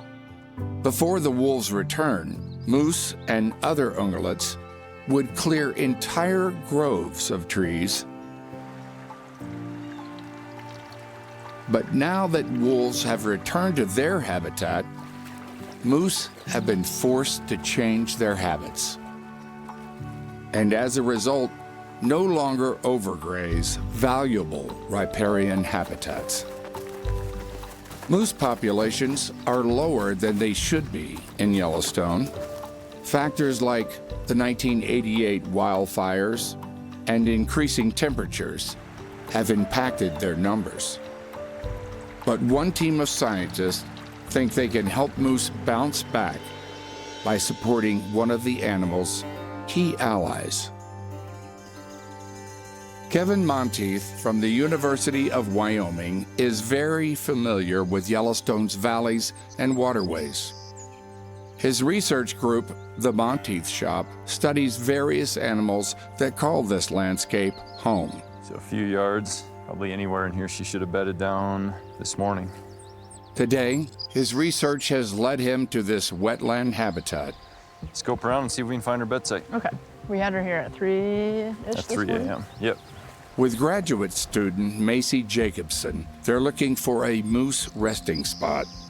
Something unique about moose compared with most other big critters like themselves is they're very large, have dark pelage, and they lack any ability to sweat.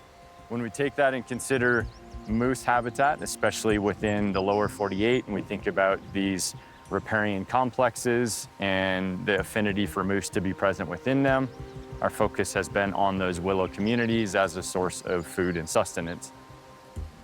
That brought us to the place where we began to think about what role beavers may play within these riparian communities because of how they alter the environments that they live in, and they increase water retention, and potentially, as a consequence of the dams that they build and the backfilling and the water that it creates in various areas, yields much greater opportunity in places for moose to be able to bed down and seek that thermal refuge.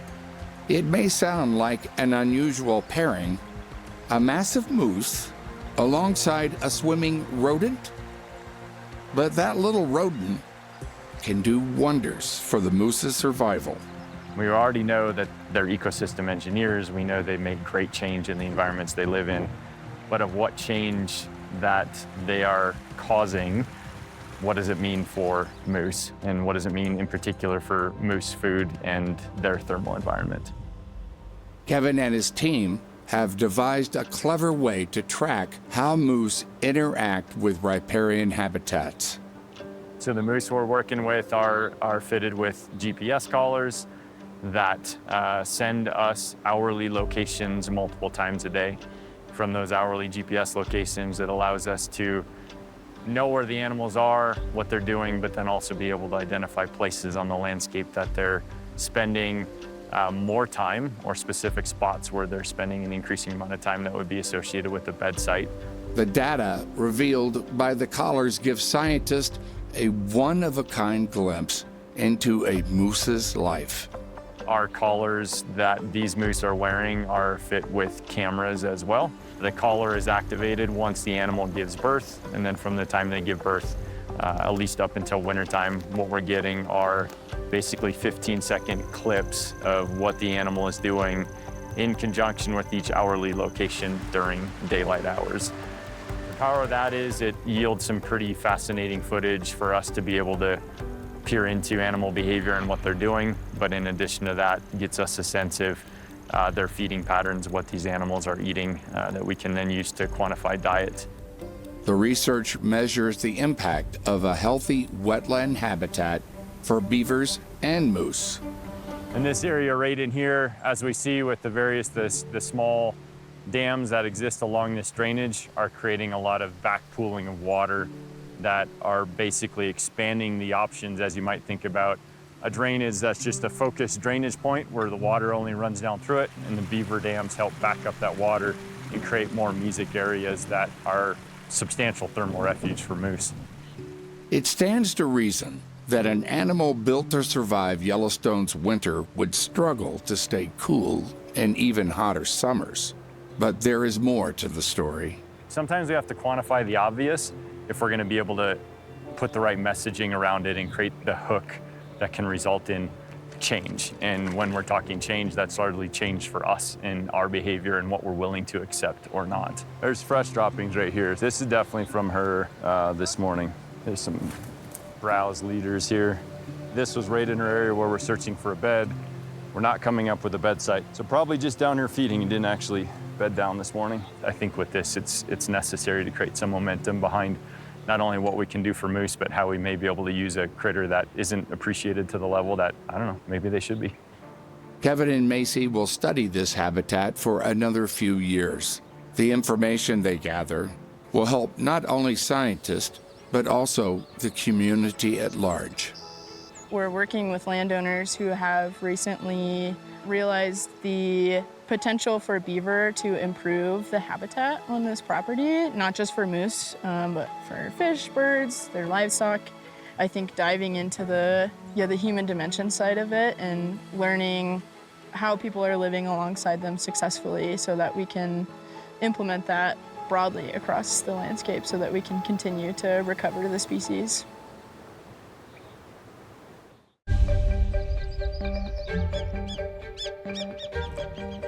While the moose continue grazing, the beavers build up their lodge and gather provisions.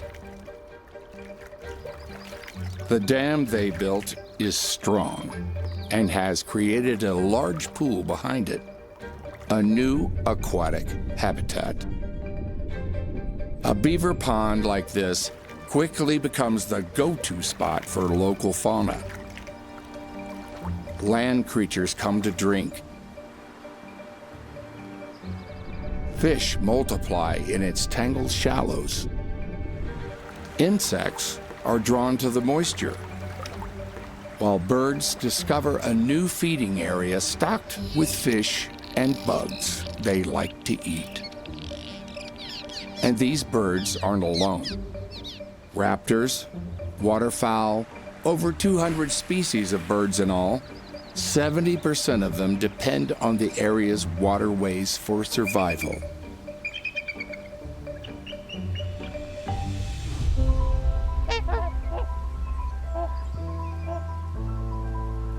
One bird in particular appreciates the efforts of the beaver, the trumpeter swan.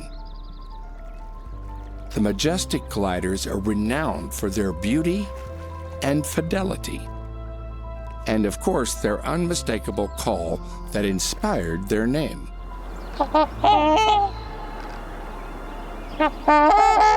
Like all trumpeter swans, this pair will mate for life. But unlike others, these swans will pass up a chance to migrate, staying here in Yellowstone year-round. They are highly adaptable, tolerating both the intense cold and heat of Yellowstone's seasons. This swan and his mate have already bonded. Within the next few months, they will establish a nest and begin caring for their eggs. These birds are the largest waterfowl in North America, but that doesn't mean they are safe from predators. They need a home that will comfort and protect them. Enter the beaver. Beaver dams are the ideal spot for a trumpeter swan nest. They are tucked away near forest and built solid, offering protection from predators. More beaver dams offer much-needed nesting spots for swans at a time when climate change threatens other ideal locations. Now that they have found their perfect home in the wild, all that is left to do is fill it with a few trumpeting cygnets.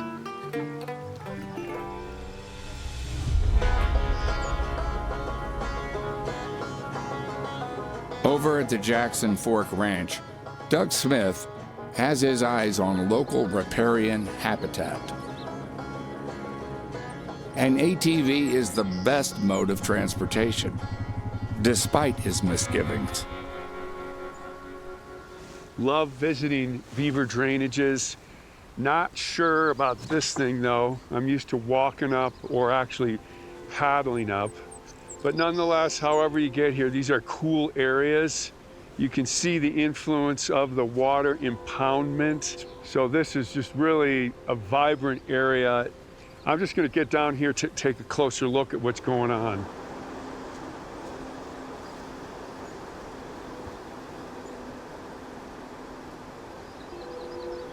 Well, this is a classic beaver impoundment.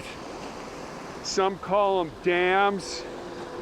Lewis and Clark, especially Meriwether Lewis, marveled at their construction. We've got mud, sticks, rocks. They'll use whatever they can to make these dams. Without the beavers, this little stream valley is a different world. It raises the water table, they slow it down, they impound it so it spreads out, and these willows, all the hydrologists I know talk about these willows, their feet are in the water, and they spread out much more when the beavers are here, so you get a floodplain. And that floodplain is rich in nutrients in the soil because of beavers' impoundment over time. It grows vegetation, which grows wildlife, both birds, mammals, fishes, reptiles, amphibians. It just transforms this site into a completely different system when you got this, beavers.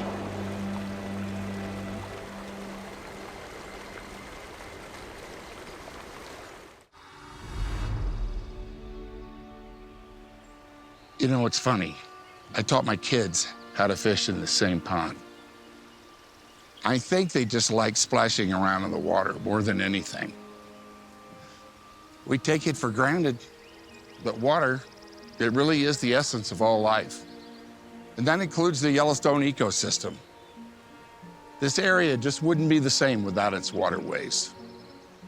And as the coming of summer starts the snowmelt, that means the rivers and lakes are running high, and for one of the world's most industrious herbivores, it's the start of one of the busiest times of the year.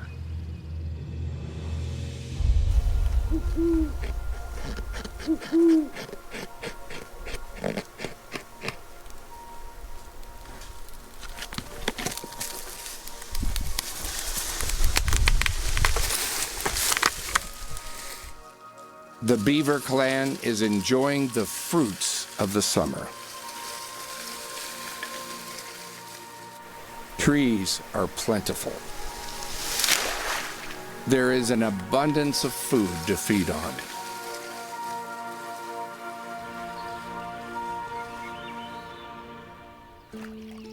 Beavers are herbivores. During the spring and summer months, they prefer leaves, grasses, water lilies, roots, rushes, and other plant life. But as winter nears, their tastes turn to tree bark. The key to managing this varied diet lies in the beaver's gut, a complex microbiome inside its digestive system can ferment wood, extracting nourishment. The mother beaver has successfully weaned her pups. They are now old enough to explore their aquatic garden all by themselves. The father has gone out for some lumber. The roof is leaking, meaning their dry space is not quite as dry as it needs to be. And then there are the tunnels. Never-ending, always fixing the tunnels. Until he gets these repairs done, they'll face risk to their pantry and safety. The tunnels branch out from the main quarters and offer multiple gateways into the lodge, plus easy escape routes from predators. But these corridors also serve a larger purpose for the ecosystem. The tunnel broadens the dam's footprint, which allows the pooled water to seep deeper into the ground. This fills the water table and preserves water longer into the season. Beaver lodges, dams, and tunnels have the power to manage both floods and droughts. The water preserved by beaver dams is key to riparian habitat growth and sustaining the ecosystem. By the end of the 19th century, the beaver population had been decimated across the western states. Their numbers have increased, but man has built on ideal beaver habitat. The geological need for their engineering never stopped. Scientists realized that more dams could help prevent drought.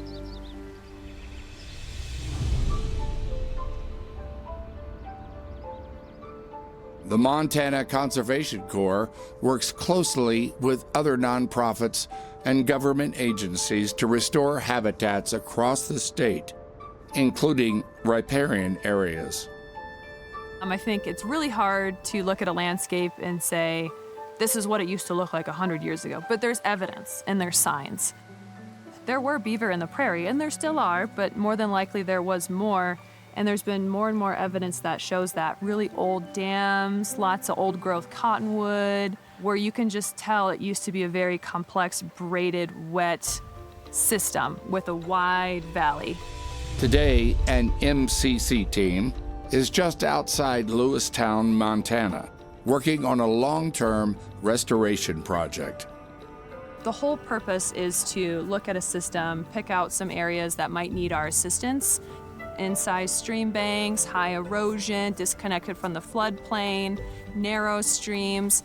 It just seems out of funk and cannot restore itself or manage its energy appropriately. And BDAs, or beaver dam analogs, are definitely the most popular one as they mimic natural beaver dams.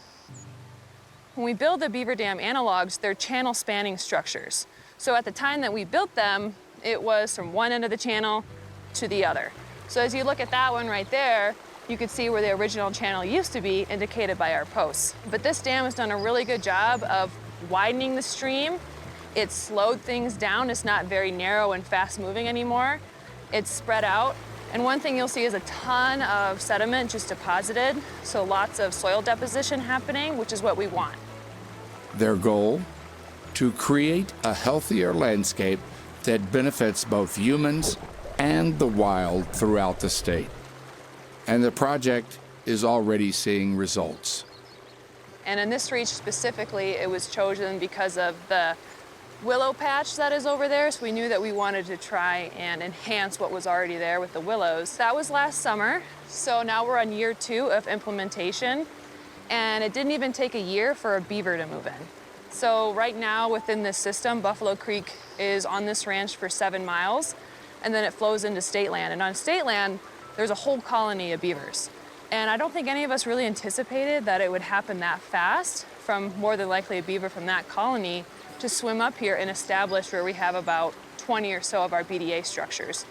If they are successful, the work of these conservationists will one day give way to Yellowstone's original landscape engineers, beavers, whose work in turn will refresh and feed populations of willow, moose, and waterfowl, perhaps bringing us closer to the vibrant, resilient landscape described by Lewis and Clark more than 2 centuries ago.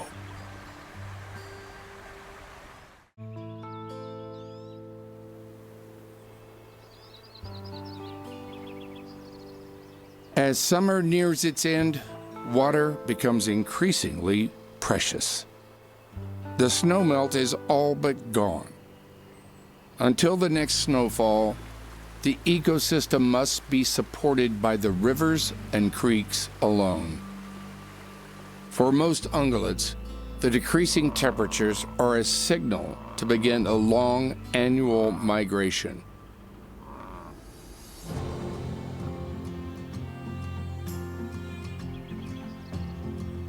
But not the moose. They prefer to stay close to the river, close to the willow trees and other familiar food sources. This moose will likely seek a mate in the coming months. The question will be whether he has the strength to take on older, more powerful bulls.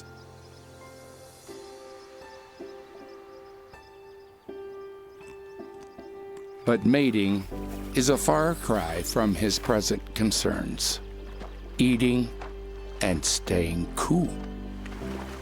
And no place is better at cooling a hungry moose than a beaver pond.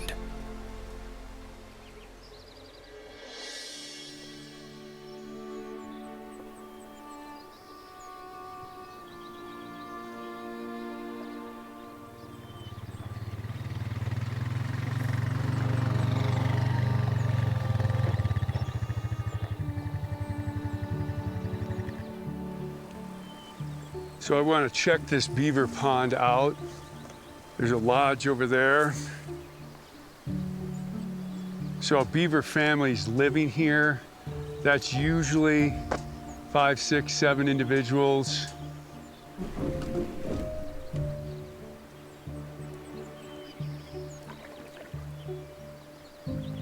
So this beaver pond here is kind of a classic example of how beavers impact the hydrology of this entire valley. So if they weren't backing up this water just be lost downstream and into the river and gone. The beavers come through, they occupy this spot, they dam it, they pond it, they preserve the water and raise the water below for many things to benefit. So these beavers are transforming this landscape for the better, or I would say the way it should be and the way it was. This is an active site for sure. Everything in life is little times more. This family, the young are gonna leave and they're gonna go over that hill and they're gonna do this over there. And so this is multiplied over and over and over. And so this becomes a different valley with these beavers.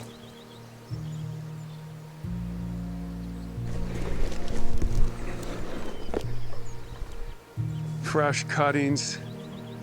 There's an entrance right here. So a tunnel goes in the lodge and up into it. There's usually a platform inside, so they're out of the water. Very important in the winter, so they can get in. There's another entrance over there.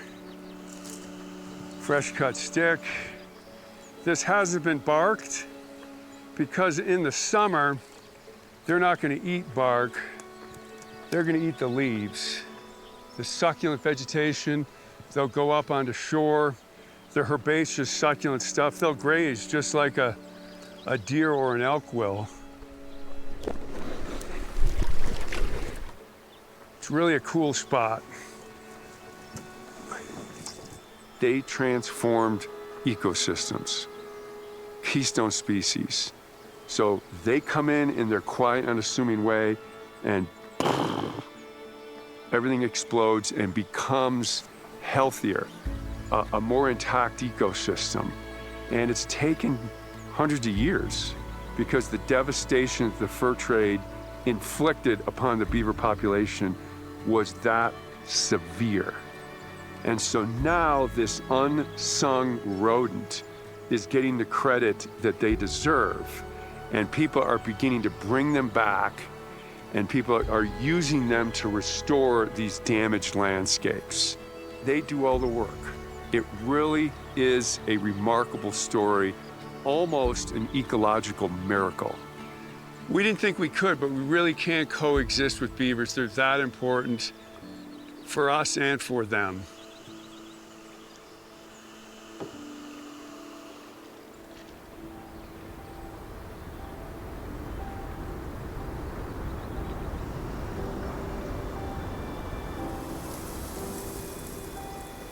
With winter nearing, the animals of the Yellowstone region turned their focus to surviving the coming cold.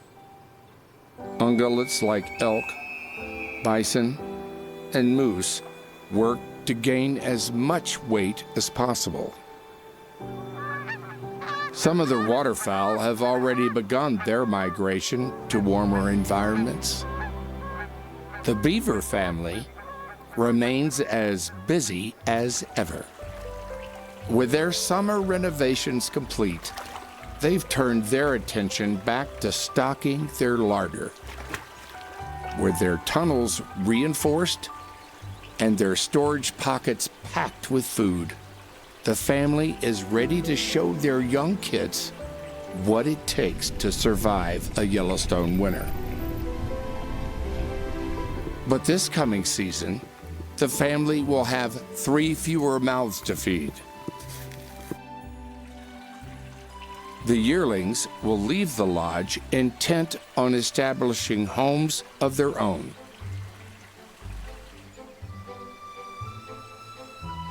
If life goes to plan, they will find mates and they will build dams that will be much more than just a home.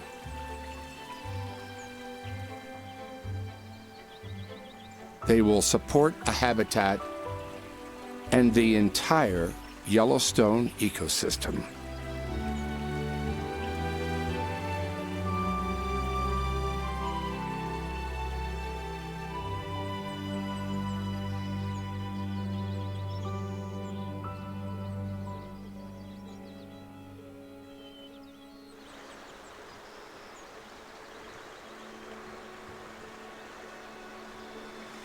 This time of day, it always seems to conjure up old memories.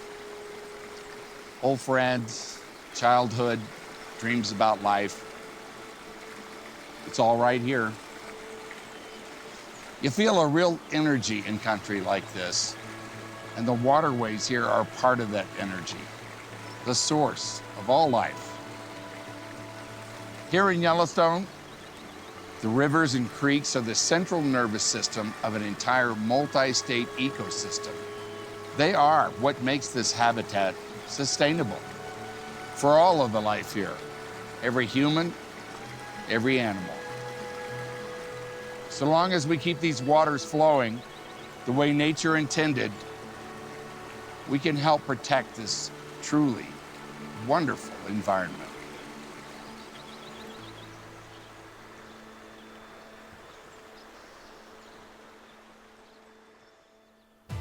The Yellowstone ecosystem, a rugged, iconic, one-of-a-kind place. But this landscape is under threat. The fight is on to protect it.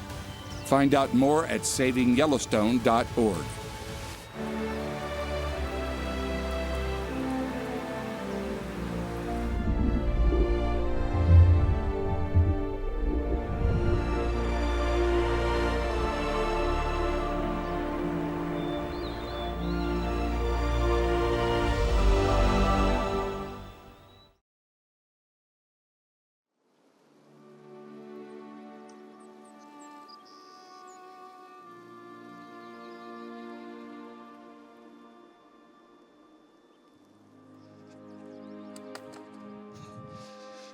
This is a hot time of year in Yellowstone country. Everything's starting to get dusty and dry. And when these conditions go on for too long, it can have a permanent impact. I remember when these trees here were green and lush, but years of drought have taken their toll. Protecting this land in these conditions is hard work, but it's worth it. The Yellowstone region is one of those places that sort of calls to us. It speaks to us in a very special way that leads you to want to help save it. During an expedition for the U.S. Geological Survey in 1871, Dr. Ferdinand Hayden, he saw this region and he knew it needed to be protected. And 1 year later, Yellowstone became America's first national park. Every year, millions of people come to Yellowstone to connect with the wildness of nature. To keep this land, Montana, Wyoming, Idaho, the way we cherish it, we must adapt to 21st century challenges. And the more information we have from experts like the scientists at the University of Idaho and the University of Wyoming, the better prepared we'll be to face the future.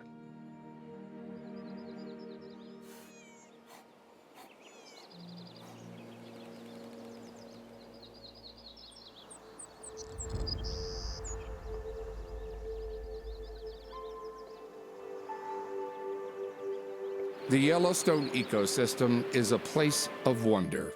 It is one of the planet's largest intact temperate zone ecosystems, covering 22 million acres across 3 states.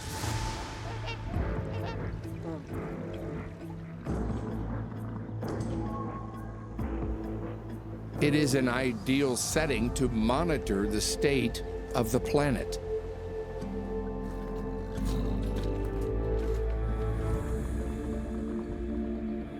And with nearly 3/4 of it public land, scientists and researchers can be given a unique glimpse into our changing world. Yellowstone is a mosaic of habitats large and small. Lodgepole and whitebark pines soar above 10,000-foot mountains. Rivers and wetlands fill the valleys. And across the region, dry sagebrush steppes stretch into the distance. No matter the habitat, Yellowstone brims with life, and it's a complex web of plants and animals that lean on each other to survive, especially when disaster strikes. 1988, wildfires sweep across the region. An abnormally dry summer left the landscape a tinderbox. Over 500,000 acres burned in just 3 months.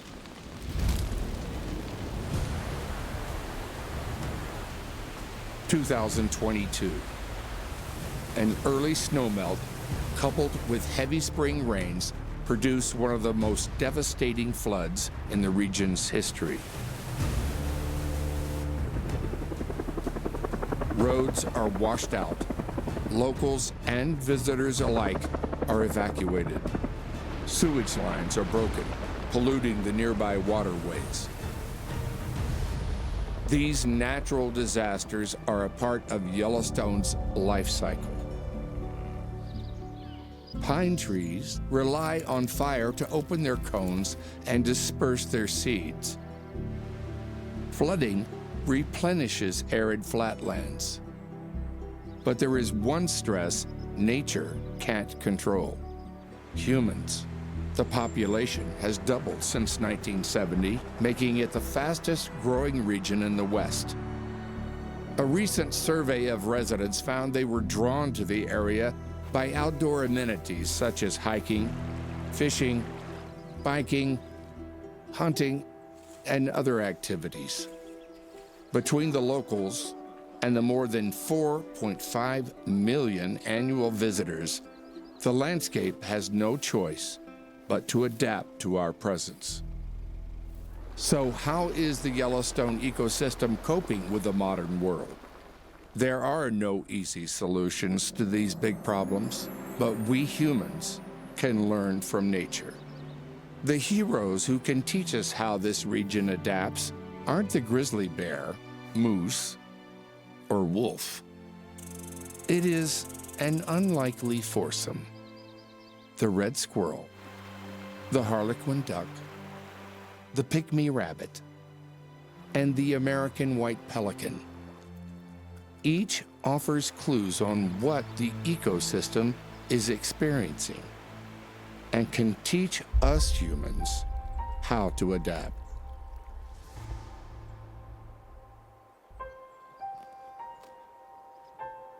Summertime. Lodgepoles, Douglas firs, whitebark pines. Trees are reaching toward the sun across Yellowstone's national forest. Within these groves, black bears and martens feed on juniper berries. Raptors like owls and golden eagles nest in the pines. Meanwhile, other birds, like ravens, look for their next meal among the branches. Work, work, work. Life can seem like a never-ending series of errands for a red squirrel mom. Gathering food, feeding the little ones, guarding territory, it never stops. Red squirrels, both male and female, are highly territorial.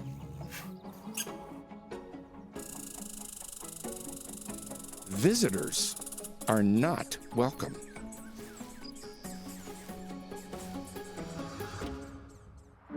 Unless you're a potential mate or one of her newborn kittens. Even then, female red squirrels can choose when to be in estrus. These gals aren't alone. Pandas are also picky about mating. When she feels that her home is in shape, she has plenty of food, and some males are worth the effort, she'll go into heat. For one day, she'll mate with as many ideal suitors as possible. Once pregnant, she'll gestate for about a month, then give birth to a litter of 1 to 5 kittens. She's a single mom by choice. The demands on her time will only grow more intense. She'll give birth to just a single litter each year, and those kittens will rely on mom for everything, including protection. Only 3 in 10 red squirrels live past their first year. Illness, weather, and accidents are always a concern. But the real threats come from predators like pine martens, stoats, and raptors. Mom is back to nurse the kittens. They will remain with her for the next 2 to 3 months. And when they sleep, she's back to work, work, work, locating and storing food. Mom stores her food inside nature's refrigerator, a midden. It doesn't look like much, but it is a lifeline for the whole community.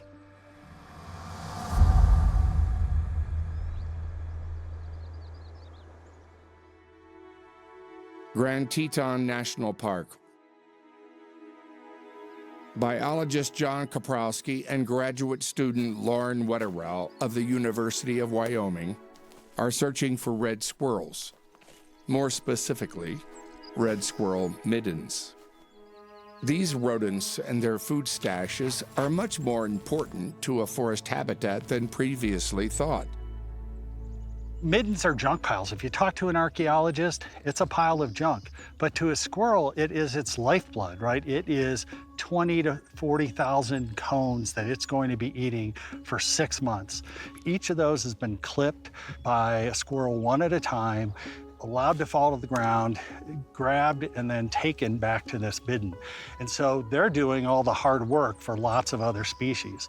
And by piling up 20 to 40,000 cones in a single pitcher's mound size midden, many other species can come in then and pilfer them.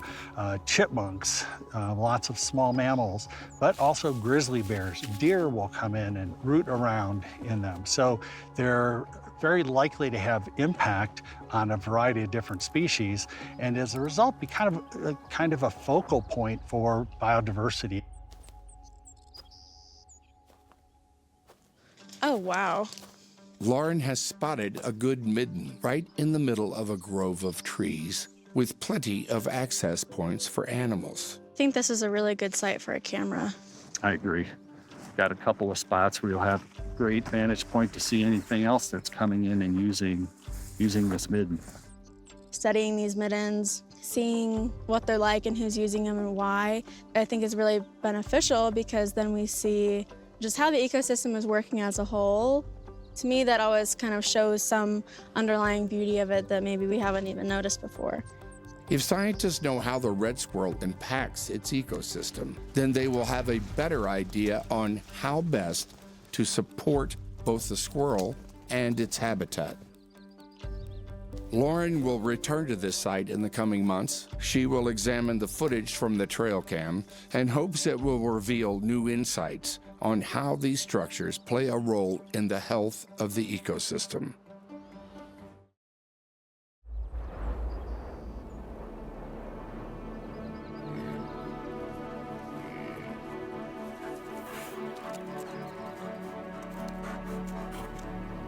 The flowers are in bloom.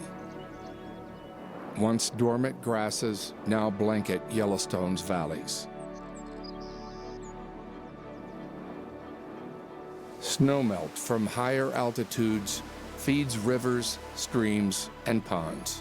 What were once trickles are now steady flowing waterways, and they're just in time.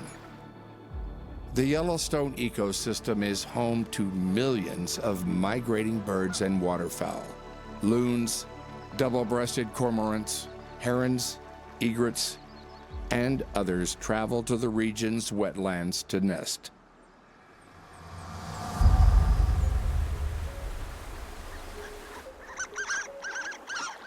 Harlequin ducks gather in small numbers in Yellowstone and have more than their fair share of admirers.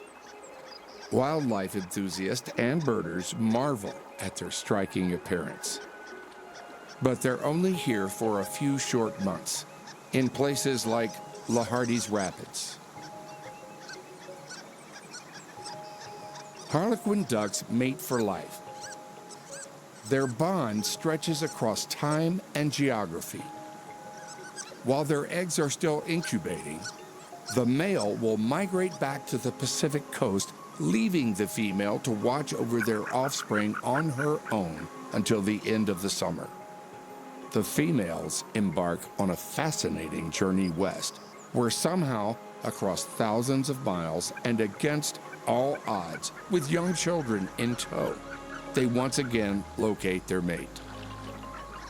In and around the Yellowstone ecosystem, migratory waterfowl are in decline. Their nesting sites are threatened by habitat loss and climate change. The decline was too gradual for many to notice, but not everyone.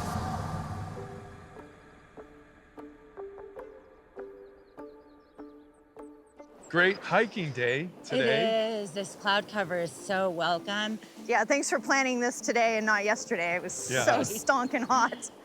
There aren't many people who know Yellowstone like Doug Smith.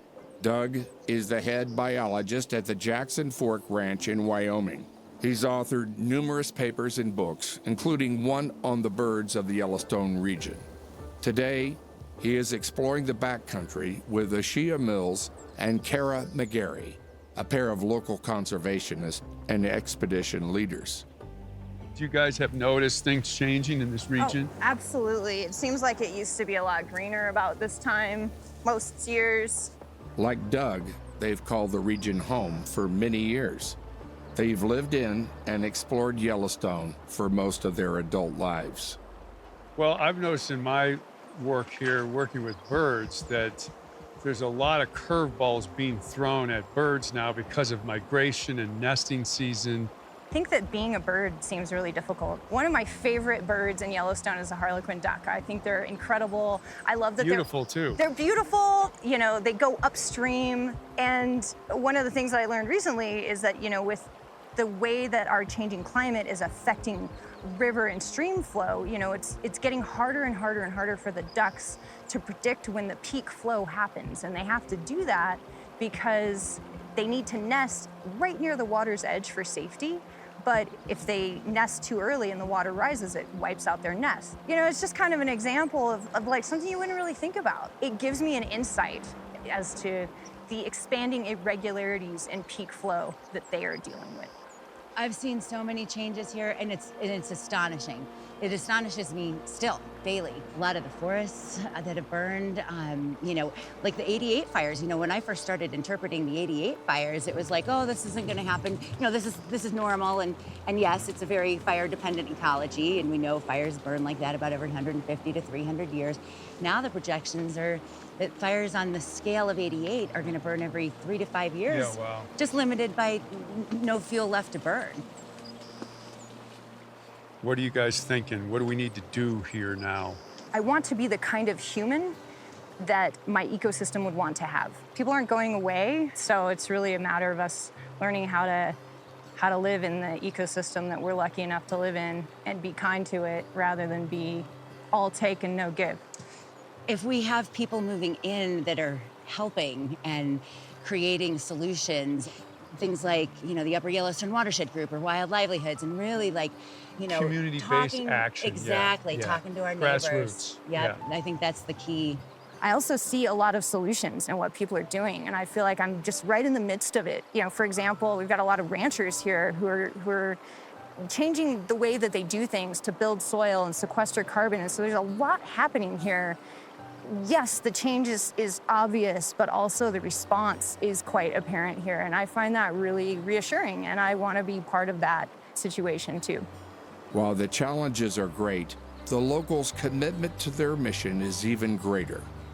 300 miles away, scientists are examining how climate change is affecting one tiny creature and its environment.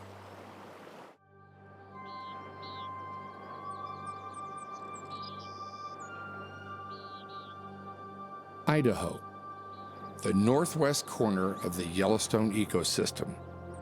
The sagebrush steppe has come alive. These steppes are located on the leeward side of the mountains. It has significantly less precipitation than the other side of the slope. There is far more to the landscape than meets the eye. Its dominant plant is the sagebrush, an evolutionary triumph. It has adapted to these rocky, water-starved highlands by keeping its roots close to the surface and spreading wide. Native Americans have long used sagebrush leaves in traditional medicine. Toothaches, rheumatism, stomach problems, and other ailments treated with brewed teas or bandages of soaked leaves. Even the smoke or steam emanating from the sage has a purpose: to purify the air. The bush can grow from 6 inches up to 15 feet or more. Its sweet-smelling canopy creates a unique micro-habitat. Rattlesnakes and birds use the sagebrush for shelter. While it is toxic to many animals, pronghorn and mule deer can tolerate it when they nibble on its leaves during winter. But no animal is as closely associated with sagebrush in our popular imagination as the sage grouse. It is the largest bird in the grouse family and can be found throughout the West. They are famous for their mating rituals and their dancing. Scientists consider sage grouse an umbrella species that represents the conservation needs of an entire habitat. In other words, when we protect the sage grouse, we also protect all the plants and animals around it. And one of the creatures benefiting is the subject of an ongoing study by a team of local scientists.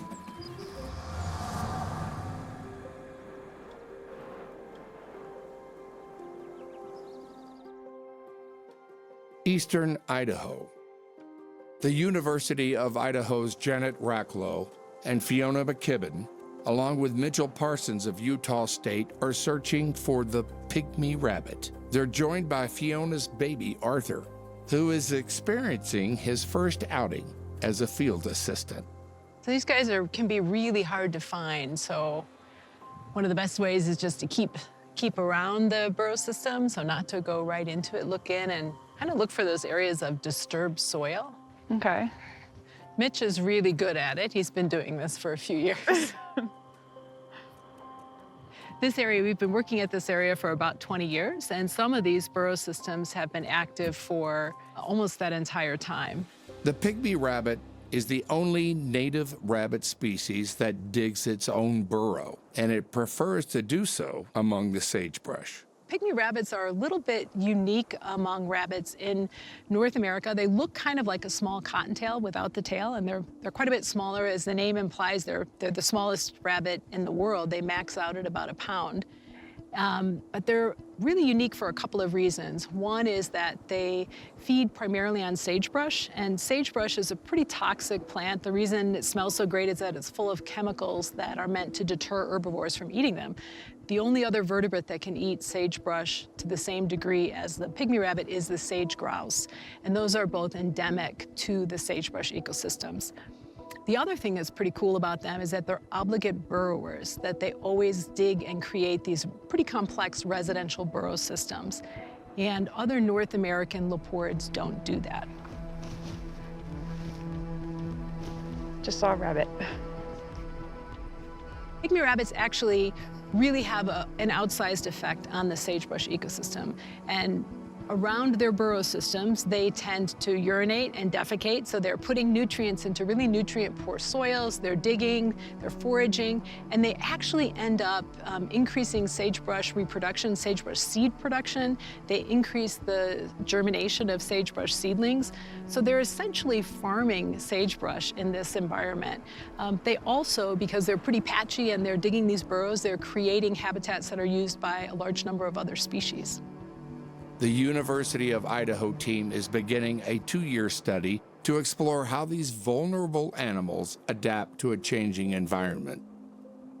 Understanding how pygmy rabbits respond to climate change, to the climate and the thermal environment can really help us to make predictions about what's going to happen to them as the climate continues to warm up and as they continue to lose habitat. And this can really help with their conservation and preserving ecosystems where they occur and where they might be able to continue to occur, because some of those habitats may become too hot for them to persist.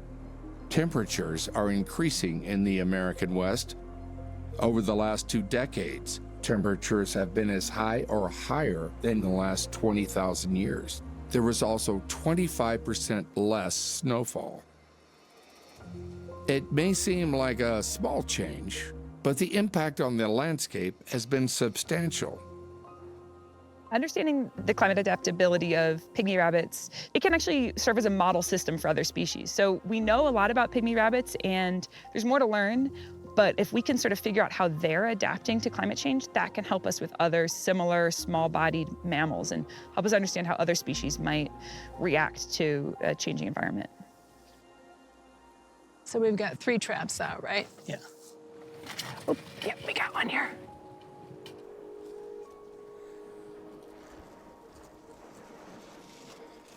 They're not that easy to catch, actually. They're more difficult than a lot of other types of rabbits. Does it look like a juvenile? It's tiny. It's a juvenile for sure. Pretty surprising when we did start to tag and collar these animals, they move a lot more than we thought. Oh my gosh, it's so cute. Yeah. One of the things we learned is that they can disperse as juveniles really far, much farther than we anticipated, and that suggests that those populations may be connected and may have a greater chance of surviving. This is just a juvenile. So we're not gonna collar that one, you can see. What's kind of nice about it though is, see how clean those ear margins are? It's one of the ways you can tell it's a young of the year. The ear margins are pretty clear. These are the collars we would use, and it's a VHF collar, and that's the size of an adult neck. But the problem with young ones like this, because they're growing so fast, we can't put the collars on them. You see a pygmy rabbit and it fits in the palm of your hand, and you're like, oh, it's so cute, but that little 1-pound rabbit is having a pretty big impact in terms of how this ecosystem functions and what that might mean for the other species that use it. So, you want to release it back into the burrow? Janet and her team will continue tracking these rabbits to see how they cope with a hotter, drier habitat. Her data and the work on sage-grouse and other creatures in the sagebrush habitat will inform how to coexist in a changing 21st century.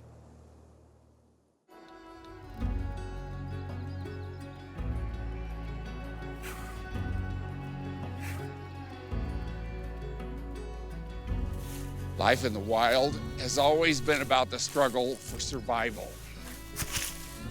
And over time, by studying the animals that make this glorious place their habitat, we can gain a better understanding about how we can all thrive. Every animal, every human. For the scientists and locals who call the Yellowstone ecosystem their home, they know that to preserve this wonderful landscape also means we need to understand and find solutions to difficult problems.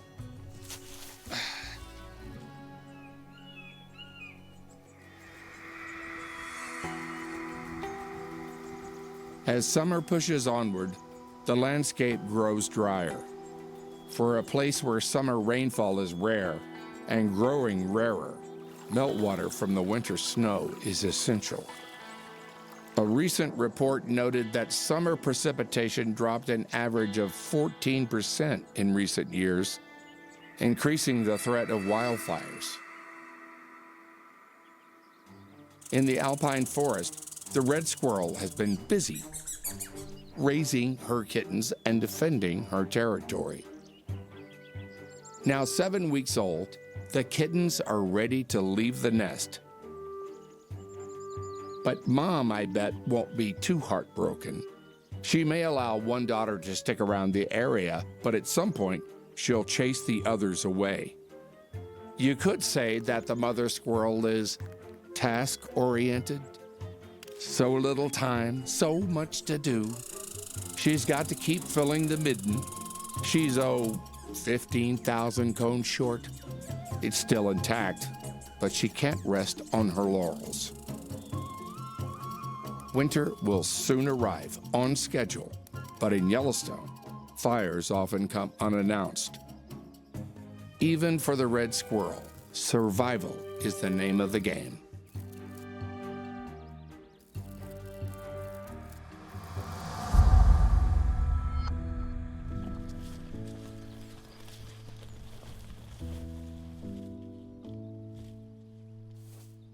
Lauren Wetterau is back, seeing how the habitat is using a midden as a resource. All right, let's see what we got. We've had these cameras out for about a month now, and the point of these cameras is to see what animals have been coming around to the midden, what they've been doing, how many animals come by.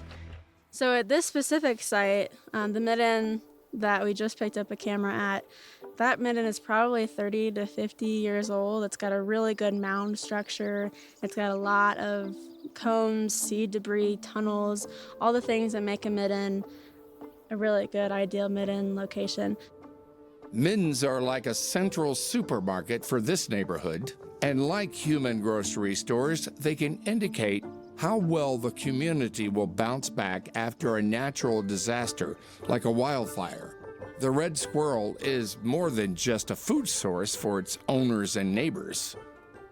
Wildfires help with regrowth and regeneration of understory, of trees. Different animals need different levels of understory, so fires help kind of rotate that out sometimes. If you have middens in that forest ecosystem, as well as natural occasional fires, those are probably both indicators that the habitat is doing just fine. Scientists have discovered that if a midden survives a wildfire or other natural disaster, the nearby habitat will bounce back far quicker than it would without one. Understanding how these middens survive can teach us how to support vulnerable habitats. In this way, red squirrels are a bellwether for an entire ecosystem. They actually are really, really great for their ecosystem that lots of other animals love and sometimes need to use to also have resources and get their daily needs met in terms of nutrition. They are a feisty and important part of the ecosystem by helping other animals get the resources they want.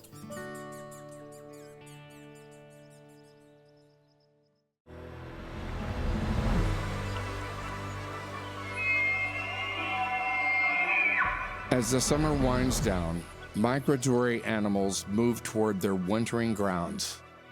Searing temperatures and limited rainfall push ungulates like bison and elk to more fertile terrains. Migratory waterfowl are also preparing for their next move. For harlequin ducks, it means a journey of up to 1,100 miles to the Pacific coast. They'll leave behind nesting grounds facing an uncertain future. One doesn't think of the American white pelican in a high-elevation mountainous environment. But this breed, different from its brown cousin of the Gulf of Mexico, travels 952 miles yearly from its wintering grounds in California. Biologists have identified 4 active nesting sites in Montana. One is on Lake Yellowstone, on tiny bits of land called the Molly Islands. The birds form large colonies, anywhere between 500 to 4,000 pairs. Scientists slowly recognized a decline in the pelican population. The cause? Flooded nesting sites due to earlier snowmelt. The birds were forced to modify their route or, sadly, nest in potentially lethal locations. Many locals decided to give birds new options and protect and preserve these valuable watersheds. The Teller Wildlife Refuge sits at the border of the Yellowstone ecosystem. As the valley sort of shrinks in on this river bottom here, these places, people become appreciative of them because this is a spot where wildlife can roam freely without conflicts. Spanning more than 1,200 acres, this landscape is slowly being restored to its original state. It's a place to learn about coexisting with nature and to explore solutions to the habitat's most vexing problems. Teller Wildlife Refuge started in 1988, and it's been managed as a nonprofit ever since. Most of the property is under conservation easements, so fortunately wildlife have a lot of ability to roam up and down the river bottom here.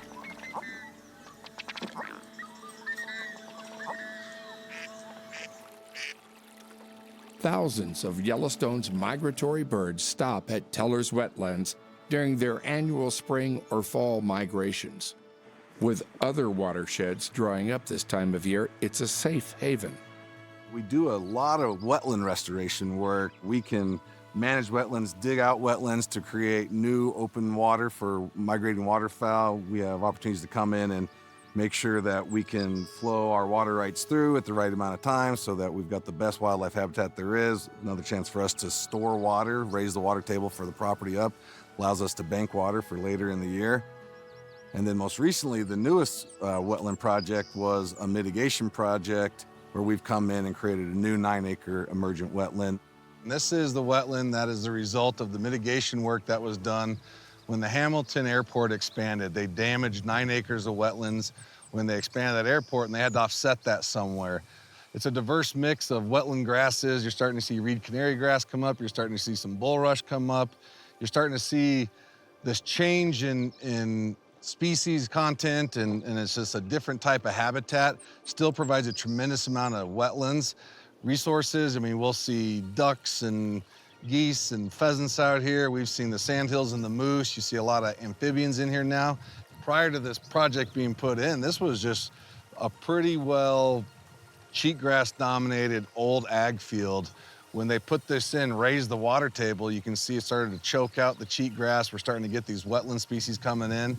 And for us, it just adds to Teller's mosaic of habitat offerings. I mean, it's really is a unique project that was put in. The work at the Teller Wildlife Refuge is just one example of public and private entities coming together to bring positive change to the region. Change that respects the need of both humans and the natural world.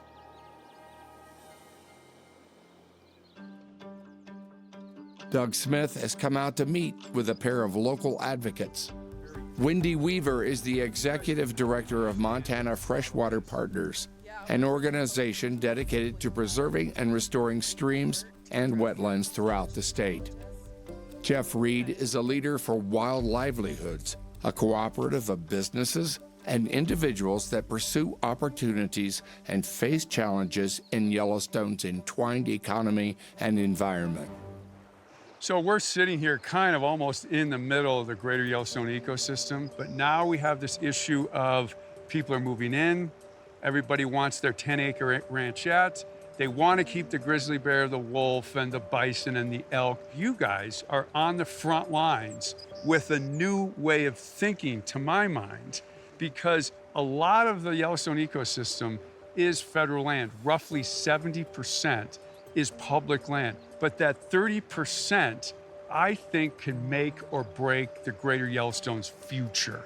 Yeah, a lot of our work is around keeping it resilient and doing restoration projects, streamside projects that keep it clean, cold, connected, and complex. Private landowner, this is 200 acres. It's hard to take care of. And so working with NGOs like Wendy's, where they understand the private landowner's interest, but they have expertise in restoration, it just makes it so much easier to get stuff done. So everybody wants to live along this river. How do you work through that? That's a huge part of our work, is trying to educate people on what living near a river means and giving her space to move so when it floods, she can move across the floodplain and reduce damage from those floods. The way we traditionally built and lived along a river no longer works. Let's talk about a project. The flood of 22, right? It was above our heads right now. So where we're standing, the river was above it. And my neighbors here are ranchers. They own a lot of open space. There's a lot of elk that go in there, lots of habitat. And the flood went way over in their pasture, ripped out their pasture, ripped out the fence. And Wendy and I sat down and a group of other people and we said, what are we gonna do? Like, how can we help? So we talked to them, said, can we help you with the fencing replacement? Can we do some wildlife friendly fencing? Can we plant sand willows? Do you know how hard it is to plant sand willows? It's really hard. But when you get them planted, they'll go forever. So that's what it's about. If you love this place, then something, bad happens, a 500,000 year flood, you actually go do something about it. You don't wait for a check or a handout, you just go do it. It's really important for us to also remember the more of that work that we can do proactively, then that will help mitigate future impacts from floods. Yeah, and you know how important this is to the fly fishing industry, this river.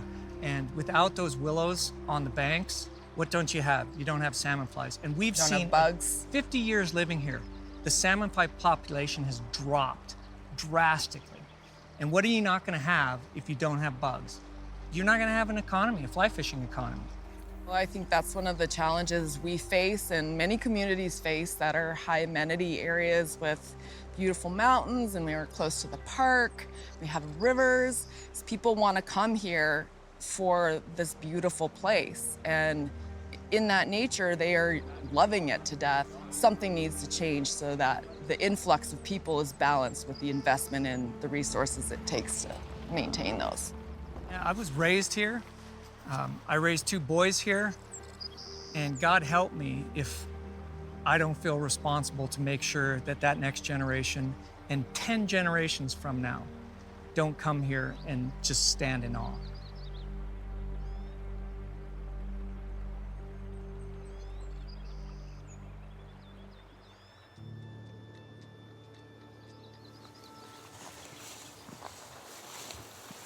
So you wouldn't know it, but this is part of the greater Yellowstone ecosystem. This is a mix of wildlife, wildlands, and humans. And it's a new challenge for this area because previously, that way is Yellowstone Park, the world's first national park, about 150 years old.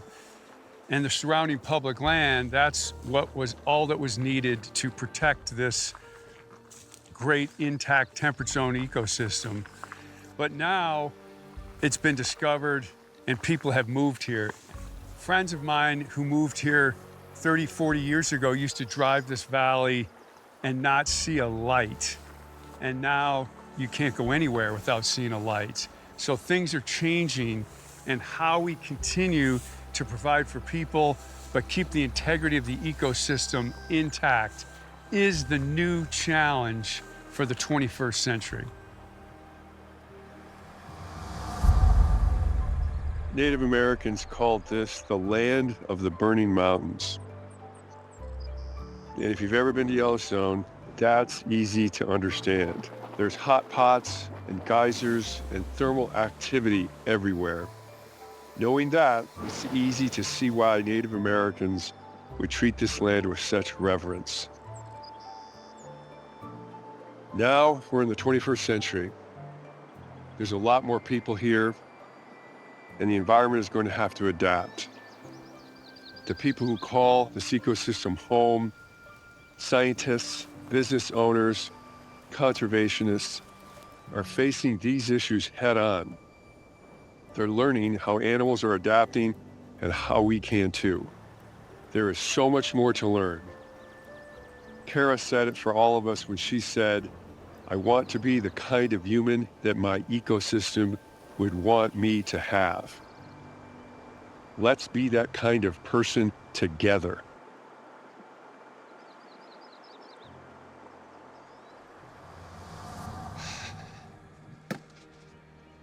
The Yellowstone region occupies a special place in the hearts and minds of millions of people throughout the world. It's a place of great beauty. Underneath a big sky, we can, all of us, reconnect with the beauty of the natural world. I'll never forget the first time that I came to this area. It felt like home. It's one of the largest intact temperate zone ecosystems on Earth. That's what makes this place so damn special. So whether you're a rancher trying to raise sheep on the open range or a new arrival just seeing this land for the very first time, Yellowstone is a place worth protecting, and it takes all of us. Not just scientists and conservationists, but people like you and me. And by working together, we can make sure that this place, the Yellowstone ecosystem, can offer peace and solitude for generations to come. Thank you. The Yellowstone ecosystem. It's the planet's largest nearly intact temperate zone habitat. Rugged, symbolic, iconic. Now it's under threat. Allies have come together working every day using cutting-edge science to protect this unique ecosystem. Find out more at savingyellowstone.org and join the movement to protect this land.